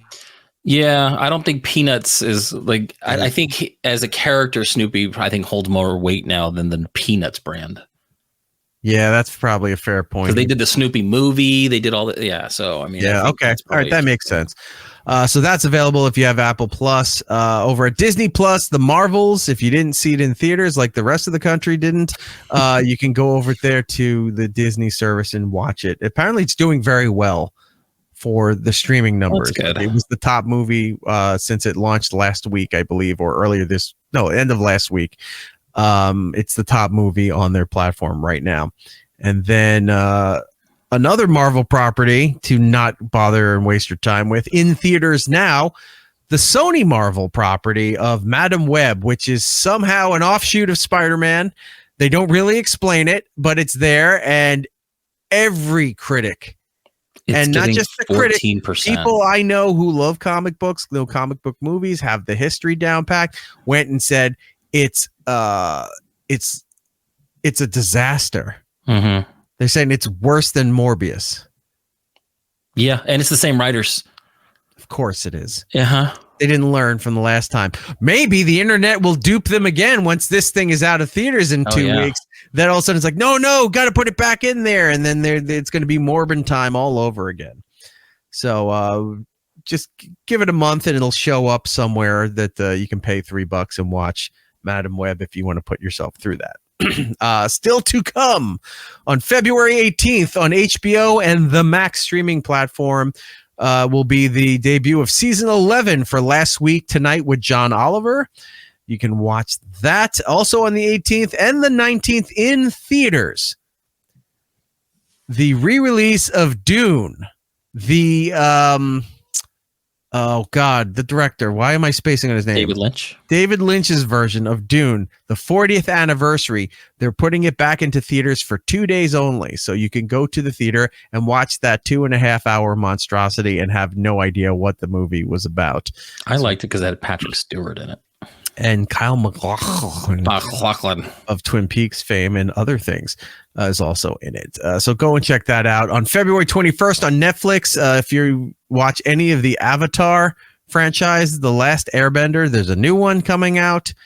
And I saw a trailer the other day for something I wasn't aware of, but I did make a note to watch. Coming out on Hulu on February 27th, Shogun. I'm very excited for this. They did a big trailer during the Super Bowl, or like they released it around there, but I've been hearing about this for a while and I've been excited. All right. Well, Feudal Japan, intrigue, the same 5 Japanese actors we usually see on big screens. There was a white guy with a shotgun in there for some reason. Yeah, I think it's kind of like a modern retelling of the original Shogun miniseries that came out like back in the 80s. The way he was in there, it looks like The Last Samurai done right. Yeah, exactly. I think it's actually one of the characters from The Last Samurai's in it. There you go. And then the girl who played the Japanese daughter in Godzilla Monarch. Why she gotta be Japanese? Well, it's in Japan. Kind of goes hand in hand. Fair point, sir. All right, moving on to some news that you need to be aware of. Oh, actually, a reminder before we get into the news. March 14th, we've been telling you about this every week. Disney Plus, Hulu, ESPN Plus, whether you have them individually or bundled together, Disney is cracking down. They will start banning users from sharing their subscriptions and passwords with people outside of the household. And they're not as lenient as where Netflix, if you try to log in outside of your household, you get a message on your screen saying this is not on the home network. What's going on? Because they understand people travel and you got to go. It's like the banks. You got to tell them, hey, I'm going to somewhere else. Please let me use my debit card and don't freeze it while I'm at the airport. Yeah. I'm using my Netflix while I'm on vacation. Let it go. Disney, not so much. They've been doing it up in Canada, and it's been I don't know if it's been working for them financially or subscriber wise, but they are very strict. They are just banning people, and you lose your subscription. Mm-hmm. So keep an eye out for that starting March 14th here in these United States. Another streaming thing, not a reminder, but news of note. Amazon's getting sued. So we had talked about the fact that if you have Amazon Prime, which is already what, 130, 40 like bucks, $130, yeah. A year, you get the Prime perks as far as free shipping and everything else Prime allows you, which was video streaming on their platform. Well, they decided that, you can pay all that for the video access, but we're going to charge you another $3 on top to eliminate commercials so that you have ad-free streaming of TV and movies. And movies, too. It's not just the television stuff, the movies as well. Well, and then apparently I found out audio, too. So if you don't pay the extra, you lose Dolby Atmos and Dolby audios. So like if you're not paying but you get the commercials, you won't get the better sound. I'm not familiar with those. Is that like it's just it's just the sound quality of what's getting pumped out. So they're going to dumb down the sound quality unless you pay an additional $3. You'll lose Dolby Atmos and there's another one. That's really crappy. Mm-hmm. Well, people are smartening up to it and said, we're not putting up with this shit. A class action lawsuit is filed against Amazon, attesting that it breaches its contract and engaged in false advertising when it added an additional $2.99 charge for Prime customers to receive ad-free streaming of Prime Video. The lawsuit contends that subscribers purchased a Prime subscription with the expectation of ad-free streaming. The complaint points out that people who purchased an annual subscription to the service before the change was rolled out would have spent $139 only to have their terms of purchase changed in the middle of their subscription period, effectively consulting a breach of contract. So it's not like, well, hey, when you go to renew next year that we got to start charging you the $3. It's like, no, we have to add it on now in the middle of your subscription. So yeah, look, I don't pay. They're a multi-billion-dollar company that might get squashed. But then again, if more people join these kind of lawsuits, they've got a valid point. You can't just do that in the middle of a subscription period. You can announce rate hikes when it's like, hey, we got to raise the prices due to costs and what have you, inflation, the economy, whatever else is going on. So when your subscription goes to renew next month or within 6 months or in a year, whenever your next subscription renewal is, the prices are going to change. They let you know, you write out what you paid for, and then it has to change. They're not doing that here. They're just saying, hey, starting now, even though you've already paid for this, you got to add $3 more. Right. A month. Is it a month or is it on top of a month? Yeah, it is a month. So you can't do that. So it'll be interesting to see where that lawsuit goes. All right. More entertainment news here for you. Paramount Global, right after the record-breaking Super Bowl, all of that stuff, the streaming numbers were fantastic for Paramount Plus because people worldwide were using Paramount Plus to watch the Super Bowl. Instead of having to pay for some kind of pay-per-view service, or if a network in their home country was actually going to simulcast the game or whatever they were going to do. All these record numbers, breaking records and financial barriers all across the board. Paramount now saying it was like a day or two after all of this. The next day, we'll be laying off about 800 people, or an estimated 3% of its workforce, according to people within the company. Paramount Global ended 2022 with about 24,500 full-time and part-time employees. So it's like, hey, record-breaking profits for this. Great job, everybody. Great job, everybody. You're fired. Yeah, they're trying to kind of consolidate their properties and try to. This won't be the end of it. This is just the start. Every company. I mean, you can say everybody's having layoffs. Yes, they are. But in the media stuff, in all factions, radio, podcast companies, music streaming companies. I know Spotify laid off people not too long ago. SiriusXM just this past week, after the previous week announcing they spent $100 million for this podcast network, for these shitty podcasts nobody gives a shit about, now just laid off like 600 people, or no, sorry, not 600, 160 people across the board, and there's more coming. Like they said, there was an email that the CEO sent out to people that got leaked, and then it was posted in certain articles that they were doing this stuff. Record-breaking profits for them too, but they're making all these deals, and of course they got all the people on the back end who make all this stuff happen. Oh, we can just let them go, and we'll figure it out. So damn stupid. Oh, by the way, I'm not supposed to know this, but there's another radio company that is apparently about to be delisted off the stock exchange. Great. Yeah, so I'm not taking the chance. I'm supposed to know that or not, but I was told by a reliable source, and I was like, oh, was shocking to me, but also not surprising in the same breath. So name names. No one's listening to this. So remember Bill? No. All right. Moving on to Marvel stuff here. Big week for Marvel. All these announcements out of nowhere.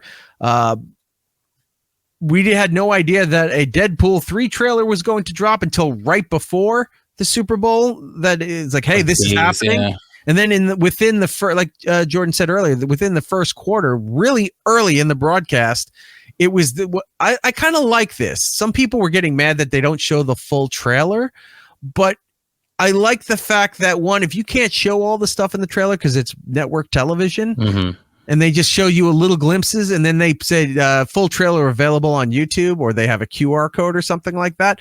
I kind of like that because they're getting their 15-second, 30-second hit in. And if you want to see everything and get like the cool red band trailers, go over to YouTube. Well, it's good for them because they're paying all that money for advertising, but then they're also driving people to their platforms to check out this or YouTube this. And so now they're generating revenue. But because I guarantee you all those YouTube channels are making money. We also don't live in a time period where you have to have appointment television anymore. Right. Unless it's something live like a football game or a press conference from a political figure or something like that. When they're saying, I wish they would have shown the whole trailer. You got a phone? Just go over to YouTube. It's I watched it on 2 YouTube. clicks to do it, and I'd rather watch there at my convenience, you know? So anyway, we found out that Deadpool 3 is now officially named Deadpool and Wolverine. That's the official title. Or if you look at Hugh Jackman's Instagram account, he corrected the poster, and it says Wolverine and asshole. And he says, hilarious. He just posted, fixed it. And I'm like, I would go see Wolverine and asshole. I'm looking forward to the back and forth these two are going to do just in their social media to hype this movie up. As they should. And there's already predictions about how much this movie could save Marvel in its current state right now. One of it being that I thought I had it and I can't find it now. The data points on the Deadpool Wolverine trailer made it the most highest watched movie trailer of all time. It was like 300 and some odd million views within a day or so. 24 hours, yeah. So unreal numbers. Now you gotta factor in 135 million was live Super Bowl numbers, so they kind of lumped that in there. But you're still looking at 200 and some odd million clicks on that trailer within the first 24 hours. That's still very impressive. It's fantastic. It doesn't matter past that point. It doesn't matter where the numbers come from after that. That first day of breaking those records, you already have it. So it's like, oh, that's just because of the Super Bowl. Yeah, and what? And what? What's your argument here? We have the numbers. It doesn't matter at this point. Yeah. So good on them. There was a reveal, or sort of a reveal, of a character. I'm trying to remember what the character's name. The bald.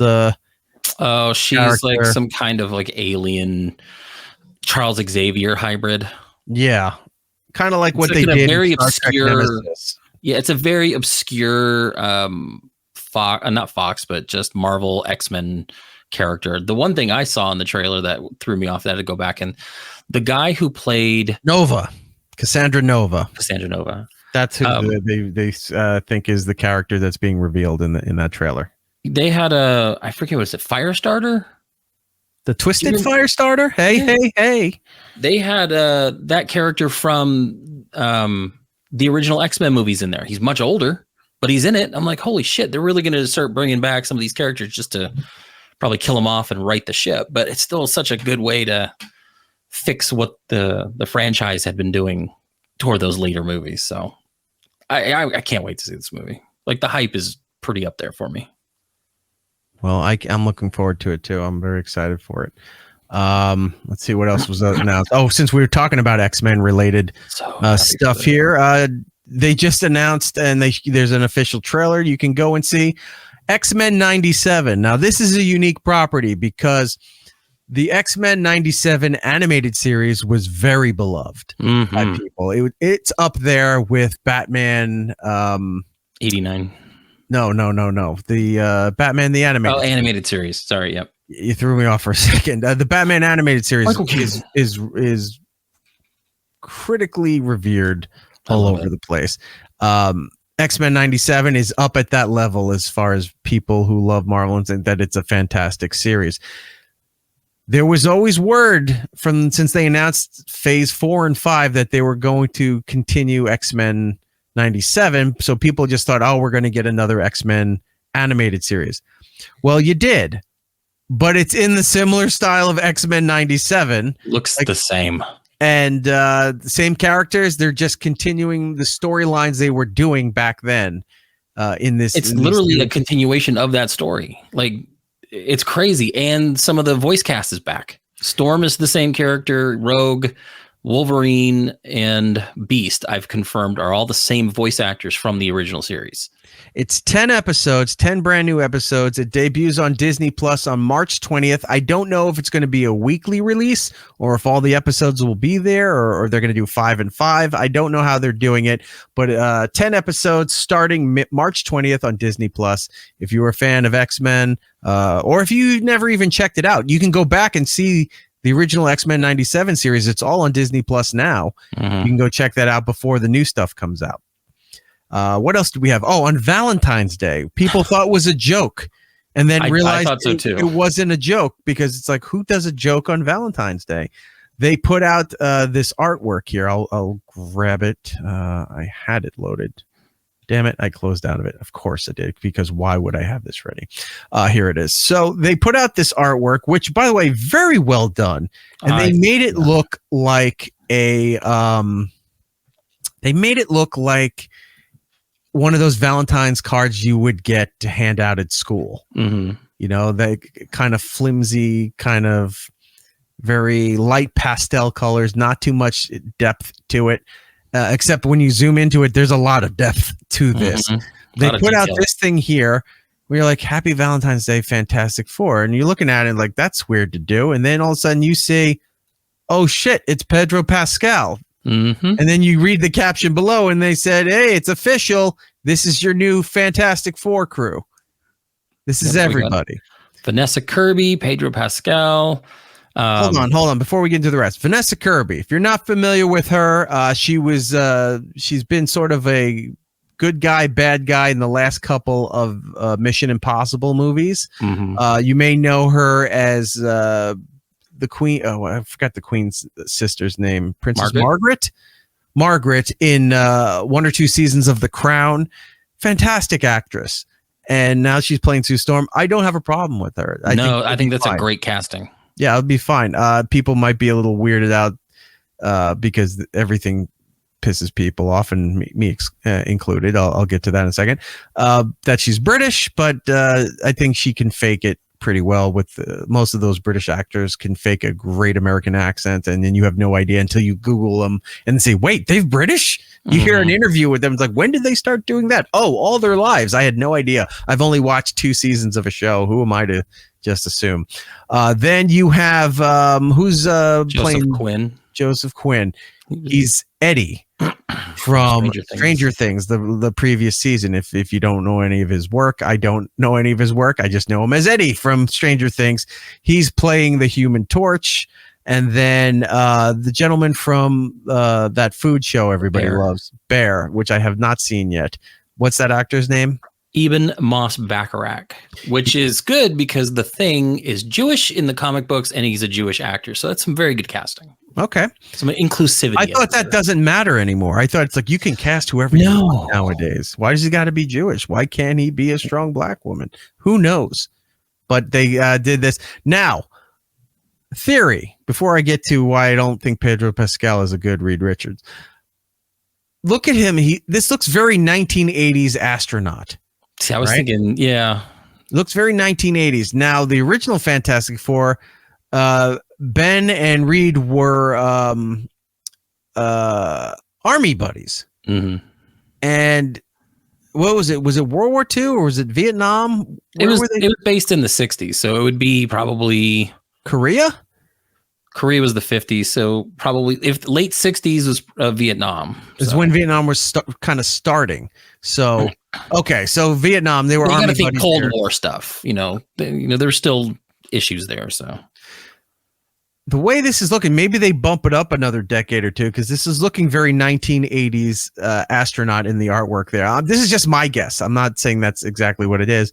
So maybe that they are Air Force guys now, where they're Air Force buddies, and then they're training to be astronauts. Because the story is they go into space, they get zapped with stuff, and then they become the Fantastic Four. I just think for the sake of time continuity, that they move it up a little bit. I think this is going to be a time travel thing. I think this is going to be something where they go in space, they get their power, something happens, and they get like thrown through some kind of wormhole, and then it's going to be a modern day story with a family out of time. That's kind of my prediction on this one. All right, fair enough. Pedro Pascal, fine actor. I've met him a couple times. I've enjoyed his work in other things. I don't see him being Reed Richards. And when you post that online, everyone's like, "Oh, you're racist," or "Why?" Because he doesn't look like.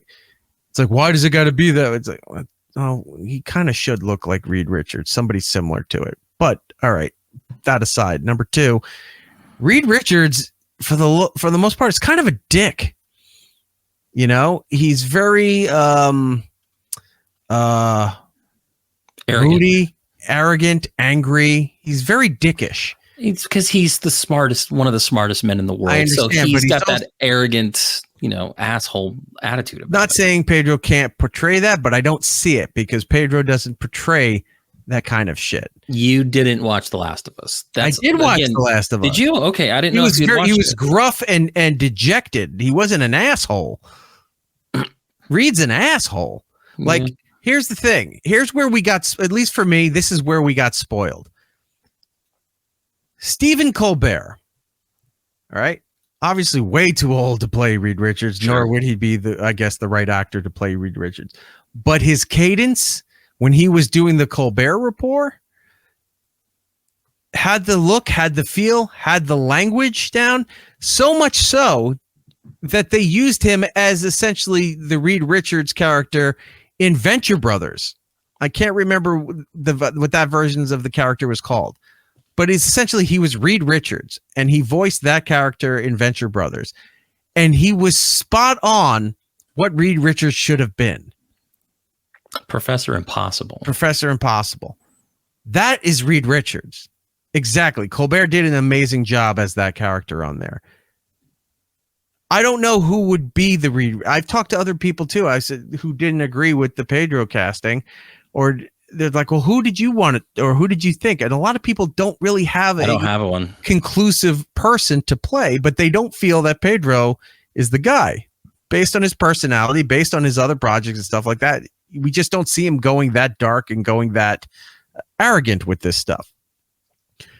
I did have one person, but he's too old to play the role, and that was John Hamm, because I thought he kind of had the look. If he grew the beard out, he would definitely look. And he could play. I mean, just seeing him in Mad Men, he's got the arrogance down, the know-it-allism. He could play that cadence. He could play that personality type for it. And I thought he would work better than John Krasinski. Mm-hmm. Again, that was fan service that they put out there for the horror. Madness. Thank you. Multiverse of Madness. I don't know who would play a better Reed Richards. I thought maybe if he's supposed to be the big long-term guy, like when they signed Robert Downey Jr. to be Tony Stark, this is that level of casting for Reed Richards. I think the plan for him is he's going to be the focal point for a lot of things, the main guy. It's Marvel's first family. Like, he's going to have to be in like 3 more movies. You think they would cast a younger actor, maybe a lesser known or an unknown? Mm-hmm. I think people would have been okay with like, who's this guy coming in? Because then he builds the role. He becomes the role. And then Disney, Marvel has him for several years down the line where they don't have to worry about a major name trying to get scheduling done because he's got Mandalorian, he's got Last of Us, he's got all these other projects down because he's such a big name and he's an in-demand actor right now. He is, yeah. I get that. But you'd think for something that major, they would assign somebody lesser known to lock them in for the next several years to build that. And they're not doing that. So that's one of my issues with Pedro being cast as Reed Richards. I just don't think he plays that personality type. I could be wrong, but apparently they see something that we don't, and that's what it's going to be here. Yeah, we'll see. You know, I was calling him Reedy Ricardo because it's just like, all right. It's like, oh, you don't like a Latin guy. It's like, no, people are getting really mad at me for saying that's like, I just don't see him as Reed Richards. You're allowed to disagree with things, people. Yeah. I'm not saying, oh, he's Latin. Why are they casting a Latin guy? I didn't say that at all. I just like, well, yeah, you're not him. You're not discounting his talent either. All you're saying is that you don't see it, and that's completely okay. Yeah, doesn't work. Whatever. Doesn't work. But anyway, Fantastic Four is coming. We knew the date for a while now that it was already scheduled to come out in July of 2025. I feel like that's way too soon. It's not, because I went and checked everything, and here's what's happening. So Fantastic Four is coming out July 25th, 2025. They switched dates. Right. Because that was supposed to be the date the Thunderbolts came out. Gotcha. So the July 25th release is now Fantastic Four. Thunderbolts moved up a month to the other time period of May 2nd, 2025. Okay. So in 1 month you get Thunderbolts, and then 2 months later you get Fantastic Four. I just mean, like, if they just announced casting, and I know they haven't filmed a lick of it yet, you have to film this movie, and then you have to spend maybe a year to do the special effects on top of Thunderbolts. Like, they don't have that many special effects houses out there. It's going to be another. They've already been shooting stuff, and they just now announced the cast. Like, people were already shooting stuff, and they didn't tell anybody. It could be. That would be the biggest secret that they could pull off, because nowadays everyone's got footage of everything. Like, I feel like I've seen a lot of Deadpool stuff, and that movie hasn't come out. Well, that was paparazzi, because they were out in the open. That's what I'm saying. Like, there's always someone with a camera somewhere. Yeah, but someone would have seen something. These are in production houses locked inside, so maybe they had a tighter grip on that stuff. See. And then, like we said, for Sony Marvel, Madam Web getting terrible reviews. It's getting panned all over the place. We talked about John Oliver coming out on February 18th. Warner Brothers still cannot get out of their own ass with the Coyote and Acme movie versus Acme movie. They were trying to shop it around. They wanted $75 to $80 million, but they rejected offers from Netflix, Amazon, and Paramount. So now it looks like it's never going to see the light of day, and they're just going to probably scrap it. It hasn't been confirmed yet, but it looks likely that they're just going to scrap it, and no one's ever going to see it. And there's interest. Erase it. Some of the photos that came out there, people were like, I want to wait, Will Forte's in there. John Cena's in there. I want to see what this movie, it looks pretty good. It looks kind of fun. Well, we don't care because we're not getting the money that we think. Well, I would like to see Warner Brothers just crash and burn at this point. They've done so many things wrong in the last several years, before and after the Discovery takeover. It's just been an embarrassment. So moving on, the BBC, one of my favorite properties of all time. It was one of the inspirations for naming the show what it is. Alan Partridge. Jordan and I talked about Alan Partridge a long time ago. I pointed him in the direction to watch some of this stuff. It's so absurd. Fantastic. Yeah. It's so uncomfortable. It's so rude and pompous. It's got everything that most stuff does not have nowadays and really should. So they're announcing a brand new Alan Partridge series called And Did Those Feet with Alan Partridge, a 6-part documentary comedy series coming in 2025. It follows Alan as he reacquaints himself with his life in his hometown of Norfolk, England. I said Norfolk. Norfolk. I think they call it Norfolk. Norfolk? Norfolk. Yeah. Norfik. Norfolk. England, after working in Saudi Arabia for a year. So apparently, from what I can understand, he was working for the Saudis. I don't know if it's the oil industry or the royal family or something like that, but he made a ton of money living and working in Saudi Arabia for a year. So now he's like super rich. And now he's coming back to his hometown and realizing he can't relate to people anymore, which is going to be hilarious because it's just going to be so pompous. Mm-hmm. So it's going to be good. Can't wait for that. Moving on to Vudu. Sheesh. We talk about this? We went over how Voodoo has kind of changed on the hands. show. Not this particular story, no. Okay. All right. So Voodoo. We've talked about the Voodoo service. We talked about how I've been converting a lot of my physical media into the digital copies for a relatively reasonable price through Voodoo. And we talked about like how a lot of these companies whittled down to about two. There was Fandango, which picked up Movies Anywhere and had bought the original Ultraviolet.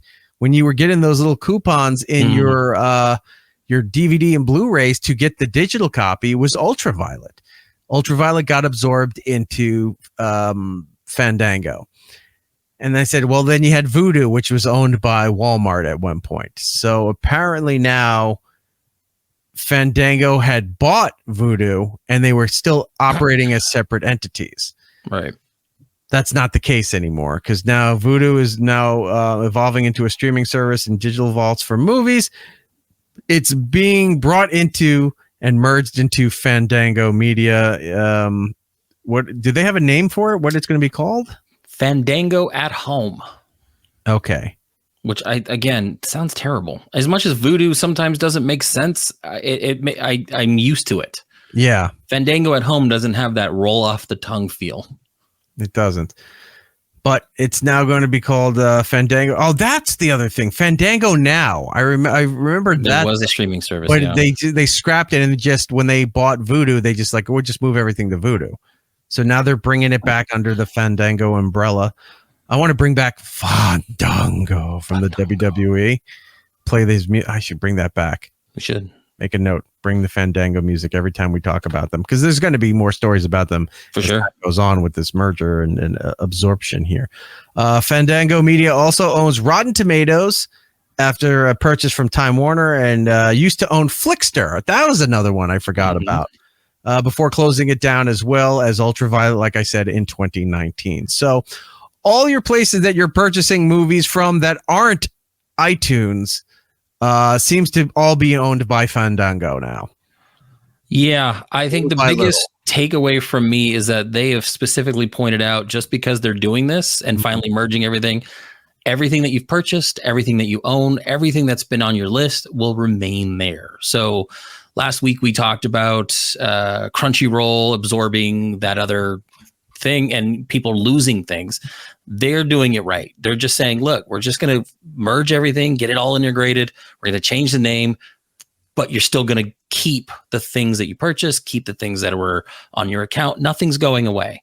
There are some services that Voodoo does offer that we're kind of in the dark with the disc to digital, right? That we don't know any details on yet. But That's why I'm going to be speed buying. Just get it going, yeah. Yeah. Yeah, I think you can get 100 a year, so get it going. All right, I've done none this year. I did 20 back in December.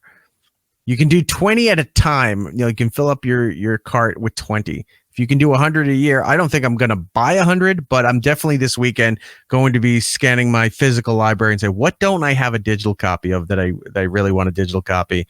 And I'll be going through that process this weekend. All right. I think that's everything as far as the media. So we covered everything, right? We're good. Yeah, we're done. Right. I do see this. Another super chat popping in there from Mason K over on YouTube. Thank you so much. God bless your denomination, $24.25. I've never seen that kind of increment, and I've seen other shows where they do like the $1.99 or the $50, $100. Maybe Mason is from the Great White North in Canada, and like the no, it would tell you. Weird? It tells you if you're paying from another country. It tells you the denomination of where it's coming through. Yeah, that's the tax. I'm going to get a full $24 instead of $24.25.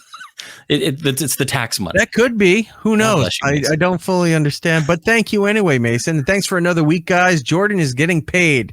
Not only is he getting paid, he's going to In-N-Out and then maybe gas for the car. Maybe. Whatever's left in there. We'll see Thank you what kindly happens. for donating, sir. We do appreciate you and the entire audience.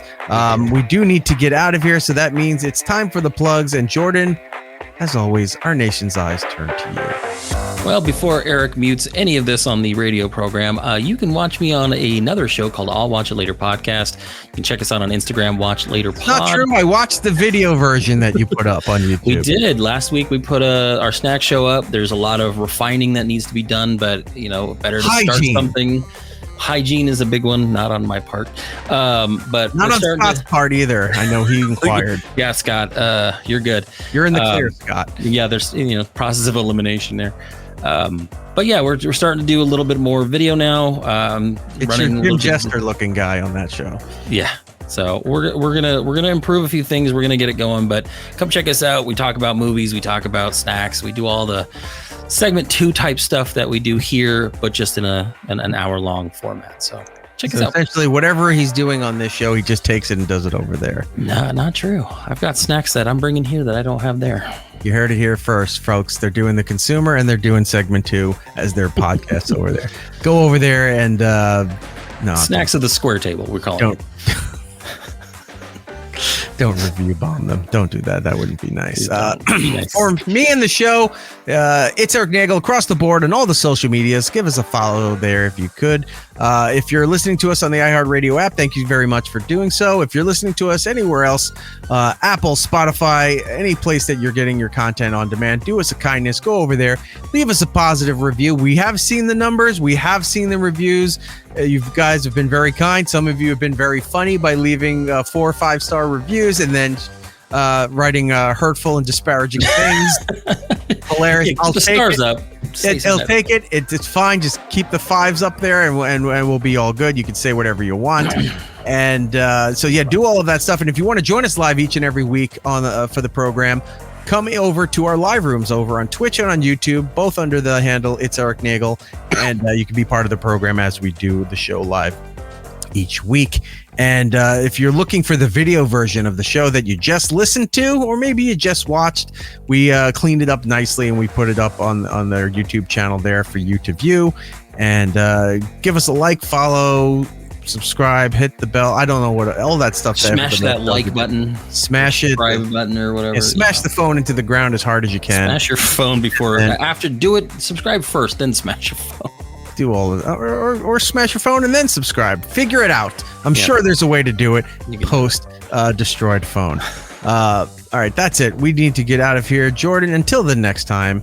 Be excellent to each other. And we'll be seeing you. Ooh, Illuminati stuff.